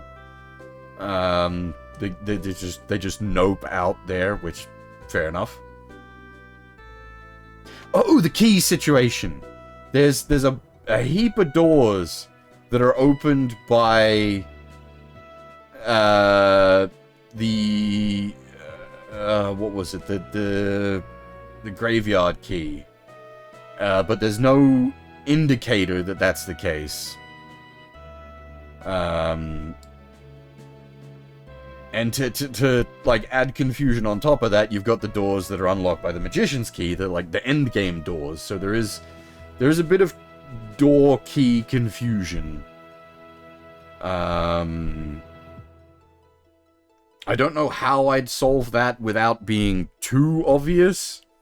Like the simple solution would be just to put a matching symbol on the door that matches the key. So he's like, okay, use that key on that door. But that feels like almost too heavy-handed of a solution.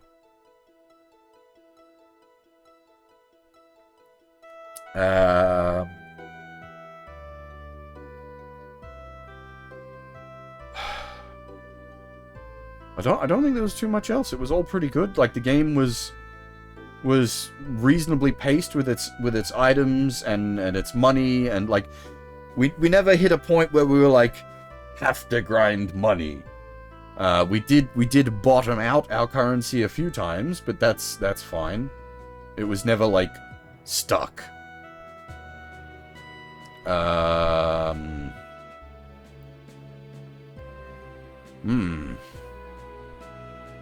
Healing items are also always plentiful, like, again, apart from, like, the very first bit, but, like, the very first bit, you're taking so much damage that, like, well, you have so little health, I should say, that you just die. So healing is not really a concern when you don't have a body to heal. Sword magic needed to be explained properly in-game. The fairy hints at it, but there's nothing to properly explain that in-game. That is reasonably obtuse to work out. I think some like NPC dialogue to, I don't know how you do it without like literally just explaining the mechanic. You try to find a fluffy solution, I guess.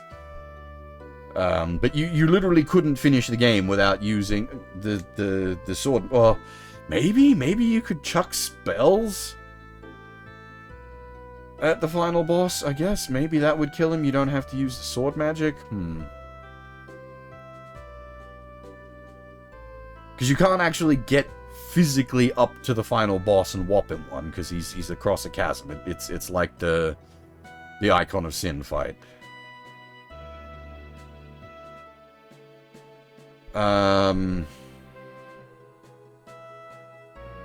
Like, even like most of the invisible walls, which is like one of the big complaints I hear about this game, too many invisible walls, but like almost all of them you could pick up from texture misalignment.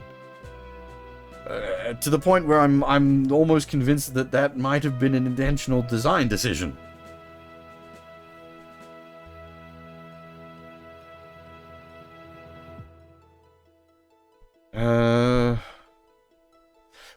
The weapons need some descriptions on them as well. Like, especially the weapons that have A, the sword magic, and B, secondary effects that aren't explained. Like, it took me, I didn't realize the Triple Fang had passive MP regen on it until I noticed our MP was recovering. And I was like, what the fuck? Why am I getting MP? What is going on here? Turns out the Triple Fang has passive MP recovery on it, but there's nothing in the game that tells you that, and there's nothing in the manual that tells you that.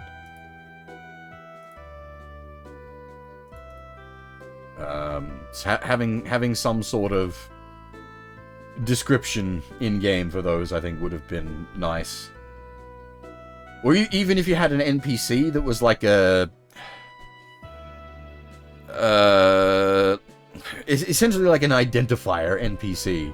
You could bring them an item and they could, like, give you more details on it. That way you're not just, like, feeding raw mechanical data to the player. You can still make it fluffy.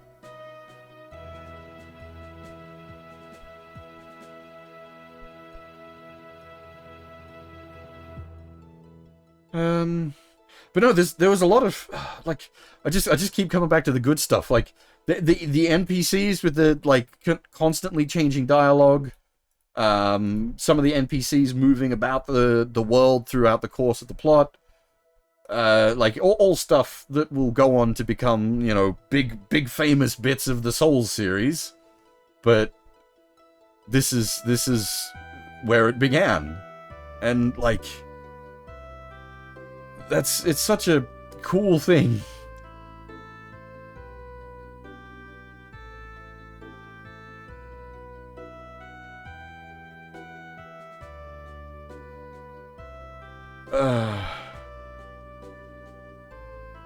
Yeah, this is a really good video game.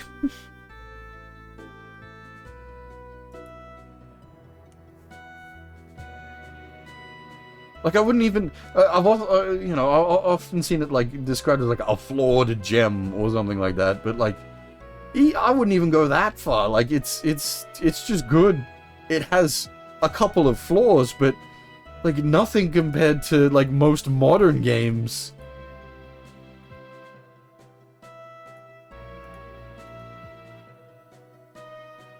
It's just such a good game, Wiki. It's such a strong game. It's lengthwise, it is what it needed to be. For what it has there, it's like perfectly sized, basically.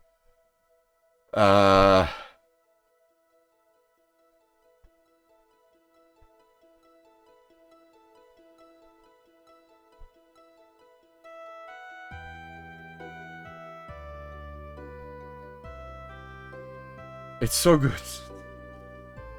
I'm just yeah, okay. We're just looping now, and I'm just praising the game's virtues. It's really good. And as I said, based on I haven't played the other games, but based on what I'm aware, at least the Verdite trilogy is meant to be one of those each sequel makes better than the previous. So I'm like really excited to play more, actually. I am legitimately very tempted. Not right the fuck now, but next stream, I'm very tempted to roll into Kingsfield 2.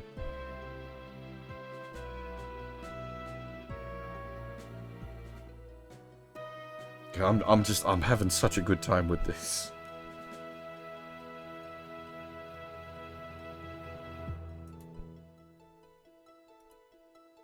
Alright, I think we probably need to pack the stream up here, because all I'm doing is yapping about how good the game is.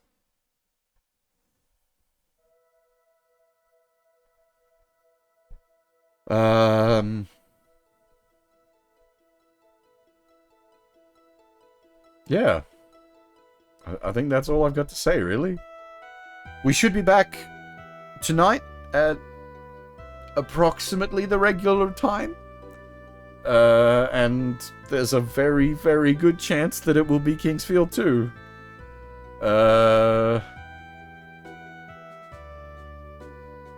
Yeah.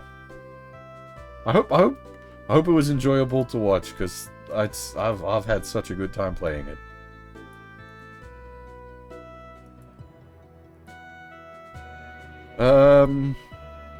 Yeah. That's all I've got.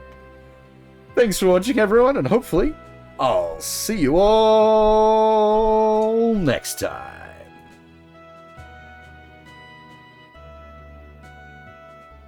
Bye-bye.